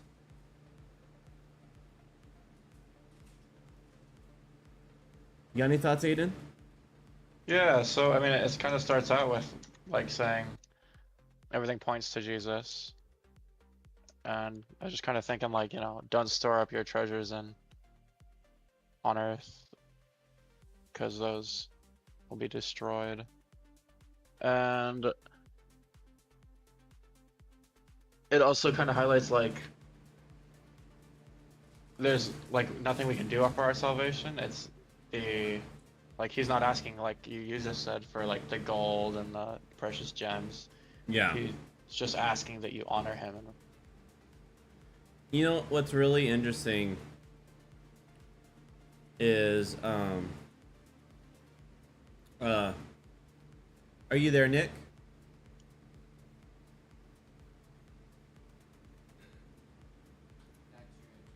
Nope. Cool. You know, it's interesting is a lot of times you could see like the authors behind the writing, and because Nick and I were talking about Mormonism last week, I actually started like reading the Book of Mormon. And it's interesting how at the very beginning the author like is showing this Jewish person who's really concerned with stuff. Like, he kills his uncle for stuff. Oh yeah, it gets real bad. Yeah, it just like shows like how much the writing like reflects the intentions of the author. And so like reading this, like, he's not asking for the precious stones. Mm-hmm. But when it comes to the temple, like, since it is a reflection, like the tabernacle or temple, since it is a reflection of the heavenly temple, there is specific then ground rules for what that is. But going beyond that is not what he's asking.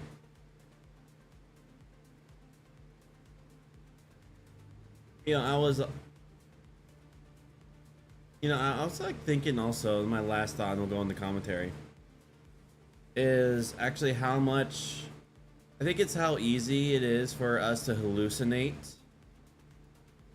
Because, like a relationship, right? Like, it takes both sides to feel like they're friends. If one person doesn't feel like they're friends, or like a marriage relationship, or whatever, girlfriend, boyfriend, like, it takes both sides to feel like they're both responding in the parameters of that relationship. Mm-hmm. I think it's so.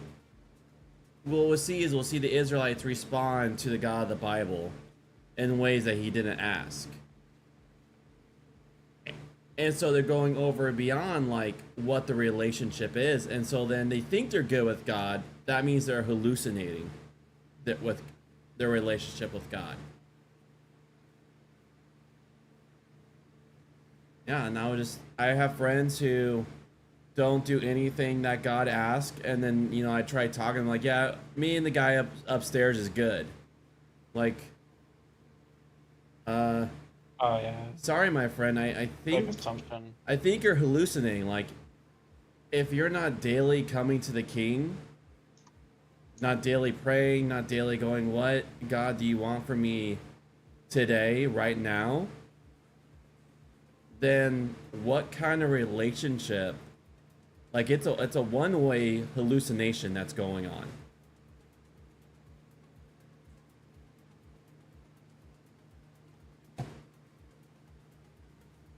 All right. Any additional thoughts before commentary? No. No? All right. Oh, And I just saw David join in. Hey, David. Hey, So, I am with... really? Not quite what I expected to be walking in on. Yeah. Alright. Well, we were playing, and then Bro asked if we could... Because part of the steps, you know, he asked if we could start reading. Mhm. And Aiden... Couldn't, And then he was like, yeah, I'll join in the reading, so... couldn't you tell we're in the Palworld channel? What else would we be doing but reading the Bible?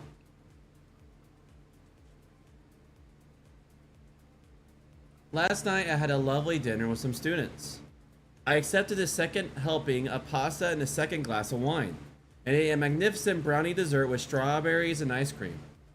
When it came to coffee, I declined because I fear this addition would overwhelm my digestive system.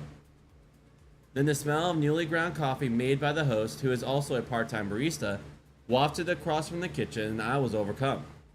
Through the night, I proved myself right. Again, it was all too much for my digestive system.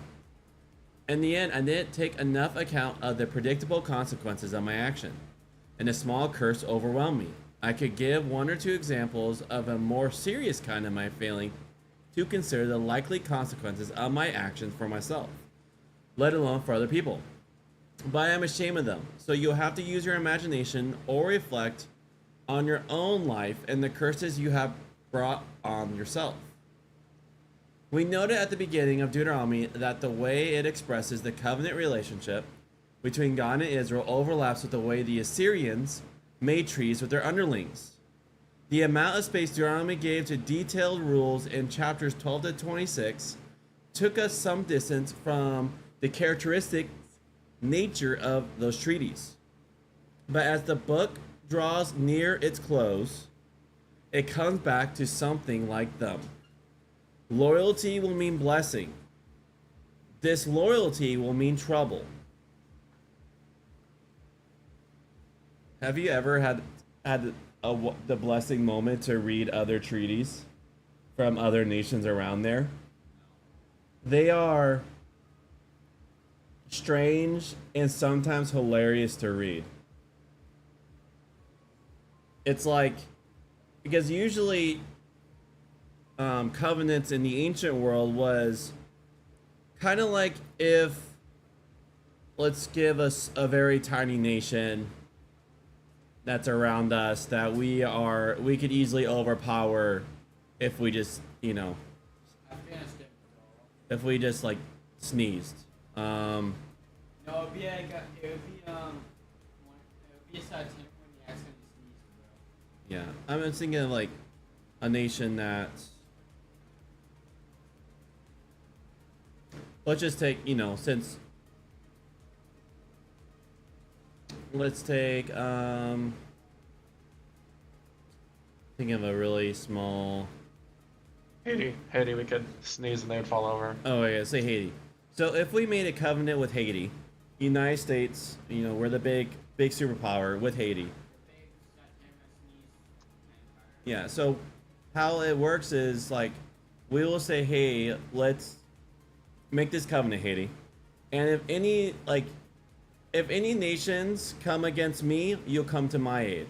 If any nations come against you, I will come to your aid. Pretty much though, like you will always do everything you can in my interest.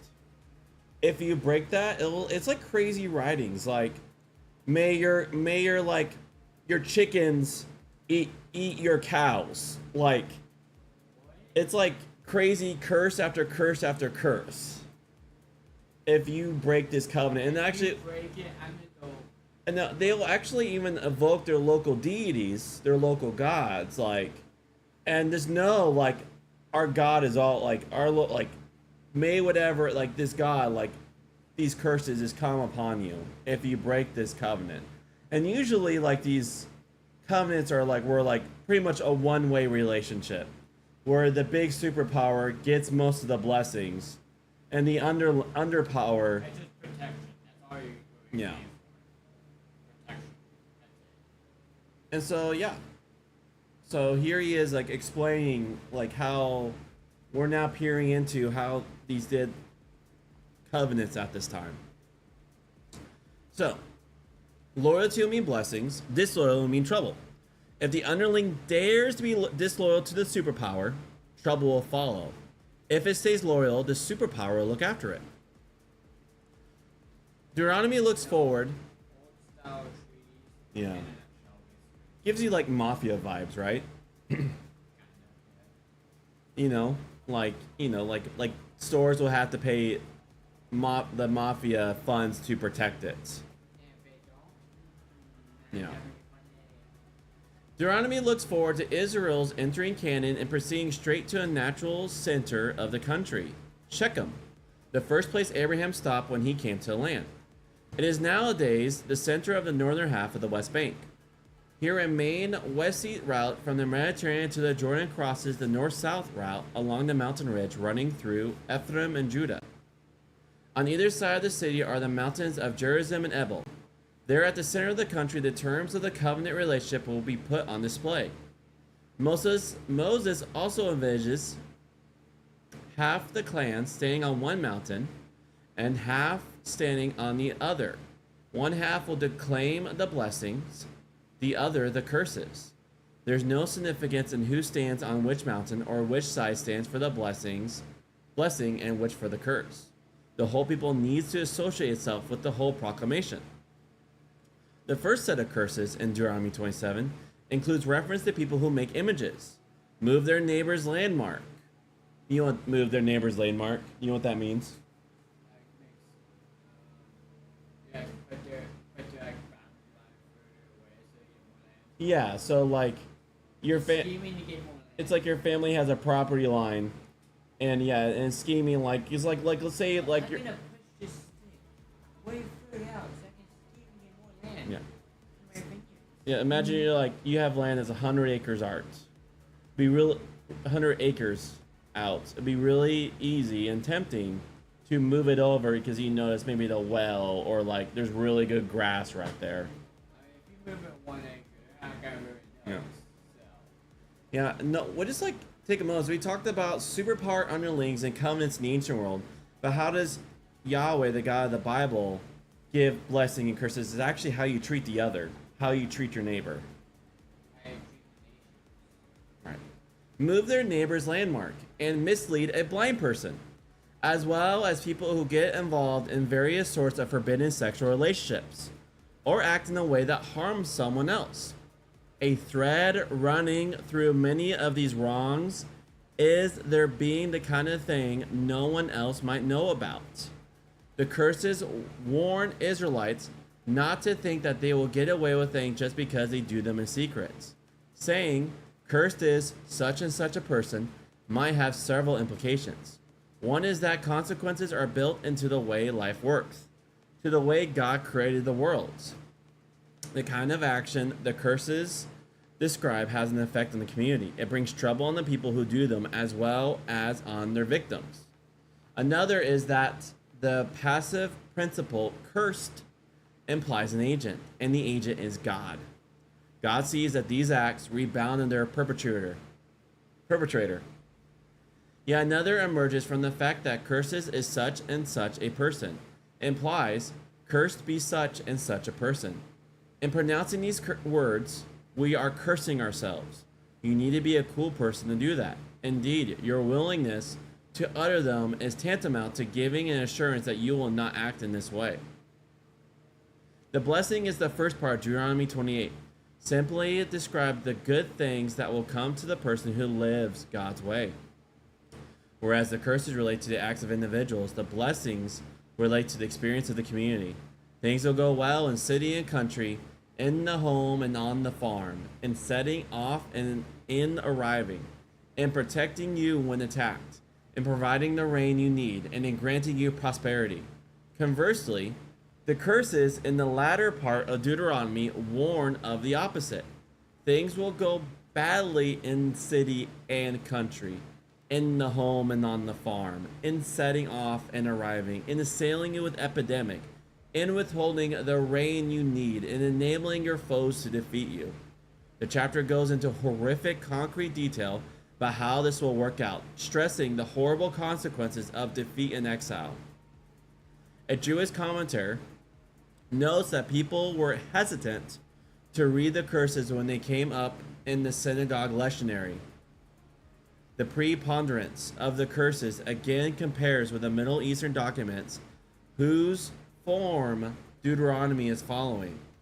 No wonder King Josiah tore his clothes in grief when he read a teaching scroll discovered in the temple in his day, which seems to have been some form of Deuteronomy, and when his reforms failed to bring about a long-term change in the life of Judah, something like these curses overwhelmed the community. The Book of Lamentations grieved over it. Life does not always work out as neatly as Deuteronomy 27:20 describe it. As 2 King tells his story, Josiah provides an example. He dies an early death despite his brave and faithful life. Deuteronomy believes that this should not make us lose track of the way blessings often follow faithfulness, or lose faith in God to make them do so, or fail to maintain a proper solemn recognition of the way bad decisions often have bad consequences.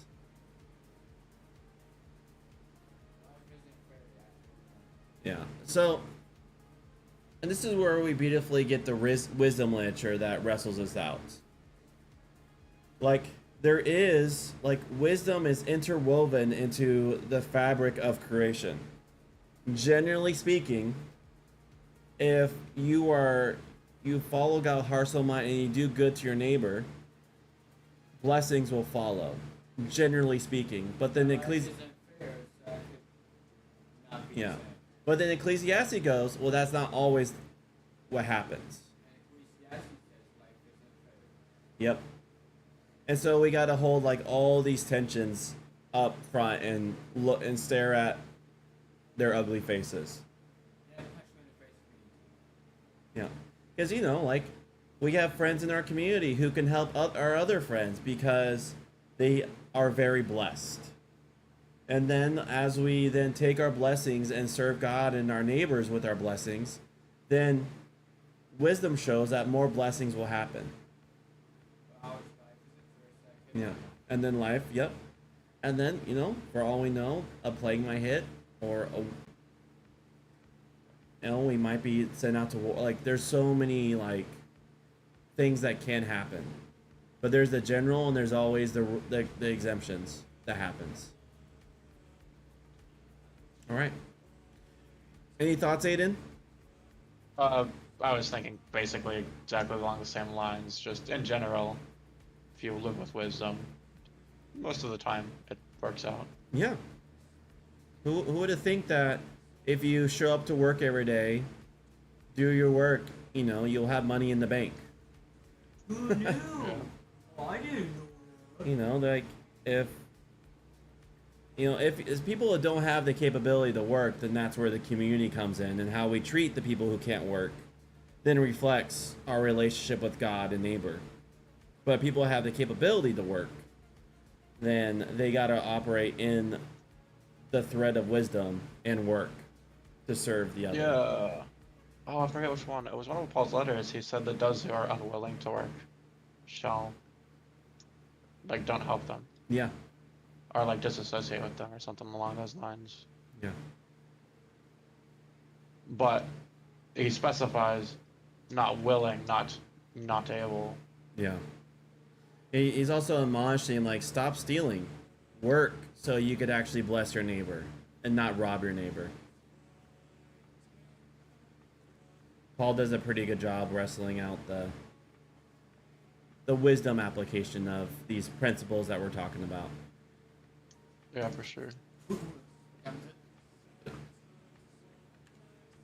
That time. We got one more. Any thoughts from anyone else? Nick, Justin, David?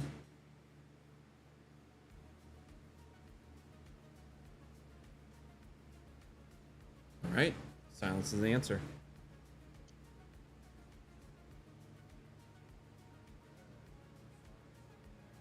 I think this is... Oh, we're almost done, which is fun. The mystery of obedience and disobedience. Deuteronomy chapter 29 to chapter 30. These are the words of the covenant that Yahweh commanded Moses to seal with the Israelites in Moab, in addition to the covenant he sealed with them at Horeb.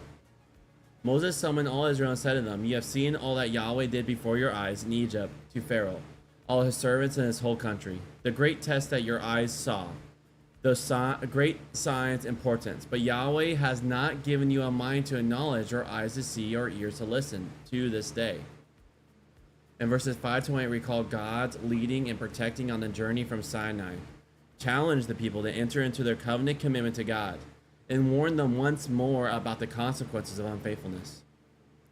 The things that are hidden belong to Yahweh our God, but the things that are revealed belong to us and our children forever, to observe all the words of this teaching. But when all these things come upon you, the blessing and the curse that I have set before you, and you call them to mind among all the nations where Yahweh your God has driven you, and turn to Yahweh your God and listen to his voice in accordance with everything I am commanding you today, you and your children with all your mind and heart, Yahweh your God will restore your fortunes and have compassion on you and gather you again from all the peoples where Yahweh your God has scattered you.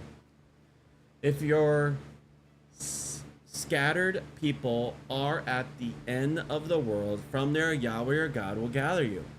From there he'll get you. Yahweh your God will bring you to the country your ancestors took possession of, and you will take possession of it. He will enable you to do better and be more numerous than your ancestors. And Yahweh your God will circumcise your mind and the mind of your offspring to give yourselves to Yahweh your God with all your mind and all your heart, so that you may live. Yahweh your God put all these curses on your enemies, on your opponents who have pursued you. You yourselves will again listen to the voice of Yahweh and observe all his commands that I am requiring you today. Yahweh your God will make you exceed in all the work of your hands, in the fruitfulness of your womb, of your cattle, and of your soil, so that you do well. Because Yahweh will again rejoice over you, so that you do well, as he rejoiced over your ancestors, when you listen to the voice of Yahweh your God, so as to keep his commands and rules written in this book of teaching. When you turn to Yahweh your God with all your mind and heart, because this command that I'm requiring of you today is not too overwhelming for you, nor beyond reach. It is not in the heavens to make you say, "Who will go up to heavens for us and get it for us and enable us to hear it so we may observe it?" It is not across the sea to make you say, "Who will go across the sea for us and get it for us and enable us to hear it so we may observe it?" Because the thing is very near to you, very near you, in your mouth and in your mind, to observe it. See, today I have put before you life and well-being, death and trouble. So choose life. Verses 16 and 20 urge, by doing what Yahweh says.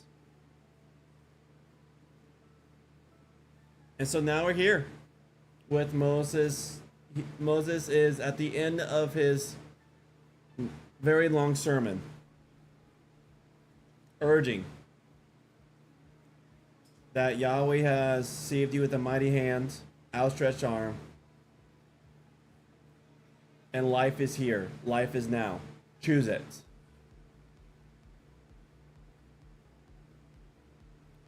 Any additional thoughts, Aiden? Yeah, I was just kind of thinking. Obviously, the particular scripture here wasn't about this, but it kind of just reminds me of all the times Israel messed up, and there's a very there's like an inclination to go like, "Oh, what are those idiots doing?" But then you kind of realize it's like a picture of us too. Yeah, thank you for that. Like when you do just a skim reading of even the book of Judges, where two scrolls from now, that's when they're in like in this cycle of done goof, crap happens, God help us, God helps, done goof. Yeah. I mean, who can relate where they find themselves in patterns? And here it's giving us instructions on how to get ourselves out of these patterns by clinging to the God of the Bible, clinging to Jesus, and doing like, because we are what we love. Like, and so here we're seeing definitely a call to keep on remembering, make practices where you're always remembering Him. I don't know about you, from experience, when I feel like life is good and I'm just cruising is when the temptation to compromise gets really strong. If I'm not constantly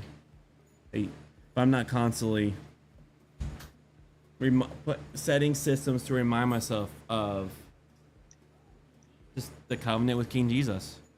Well, yeah, it's super easy to become complacent when everything's going great.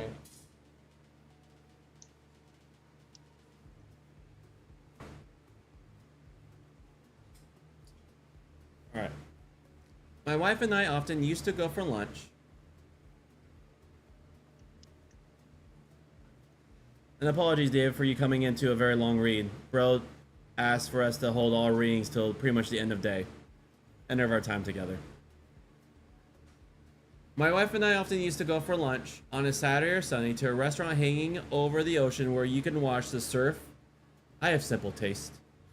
But would leave in the early afternoon before the place became a madhouse, as a server once called it. One Monday, I read about a film star and director having gone on a bender at the restaurant after the time we would have left. He then drove up the coastal highway, was pulled over by the police, and got into a lot of trouble with the media for apparently making anti-Semitic remarks.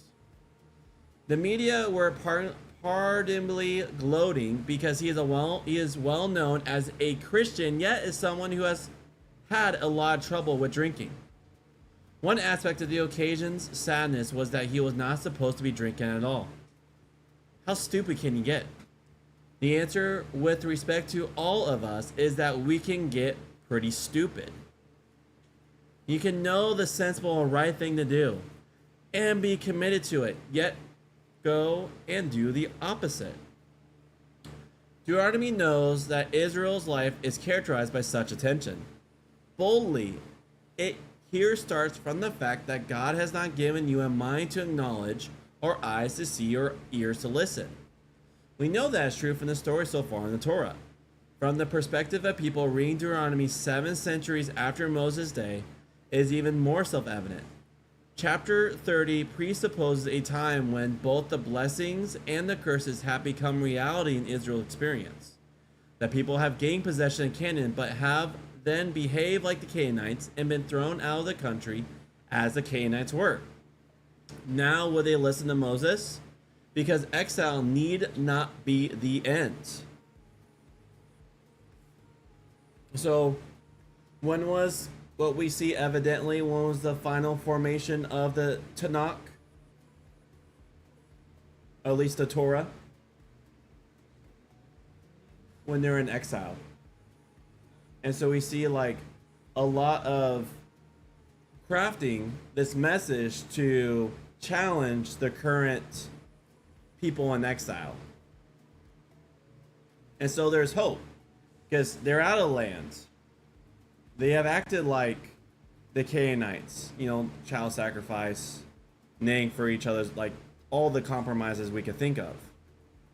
But here is again, like, and that's the beautiful thing of the God of the Bible, is we can go on about the do's and don'ts, but all like, as long as we're willing, like every time we just keep tearing ahead towards God, He is always ready to forgive and then get the shit moving towards the Eden party life. God is prepared to bring them back from their scattering in Babylon, Moab, Egypt, and elsewhere, but first they have to pay heed to the teaching. Then Deuteronomy becomes a bit paradoxical. because it promises that to this end God will circumcise their minds and hearts so that they do so. Literally, circumcision involves some cutting down the size and suggests some disciplining of sexual activity. This metaphorical circumcision has parallel implications on a broader front. Literal circumcision is undertaken by human beings. God has to circumcise the mind and heart. God will at last give people a mind to acknowledge, eyes to see, and ears to hear. So does God do this after restoring the people to the country? The order of events in the chapter seems to imply so. How then can they be expected to heed Moses' teaching, which is apparently a condition of God's restoring them? Anyway, is obedience so difficult? There are indeed many things hidden from us. What is the solution to the problem of evil? How does economics work? In what circumstances is abortion justifiable? But many things are revealed to us, and 99% of the time, our problem is not whether we know enough to go and do what we should do, but whether we are prepared to do it. God's expectations are not rarefied or obscure. You don't need a PhD to understand them. They're there in your mouth, in your mind. You can think about them and talk about them, and you do so if you follow what Deuteronomy has urged. Well, yes, obedience is difficult. Israel and the church know what they are supposed to do and are not very good at doing it. There is a mystery about obedience and disobedience, an aspect of the mystery of any relationship as it develops. One person makes a tiny move and consciously or unconsciously waits to see what response it provokes. A positive response encourages another move. Gradual mutual commitment develops, and may be hard subsequently to analyze stage by stage how this happened. Trust and obedience between Israel and God develop like that. In the event, God did not wait until Israel became more obedient before taking the scattered people back to the country. As far as one can tell, they gained no insight through being in exile. God took them back anyway. It'll be no good if God waited for us to learn obedience before acting. God will wait forever. There's again a parallel with other relationships. Someone else acting in love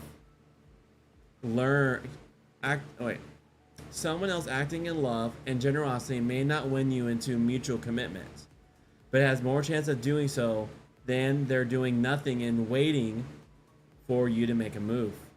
Somehow, after the exile, Israel did become a people whose mind and heart were much more circumcised than they had been before the exile. They did start living more the kind of life Deuteronomy urged. They did pretty much give up serving other gods, making images, misusing God's name, and breaking the Sabbath. It is a mystery how that came about, but it somehow involves some interaction between an extraordinary open-handedness on God's part and an eventual responsiveness. How our part and God's part interweave, that remains a mystery. Deuteronomy leaves us with two facts. God is compassionate and gracious. We are challenged to respond. For all that God does for us, we have to do that. So good. So dang good. I think the commentary beautifully said it all. Do you have any thoughts, Aiden? Yeah.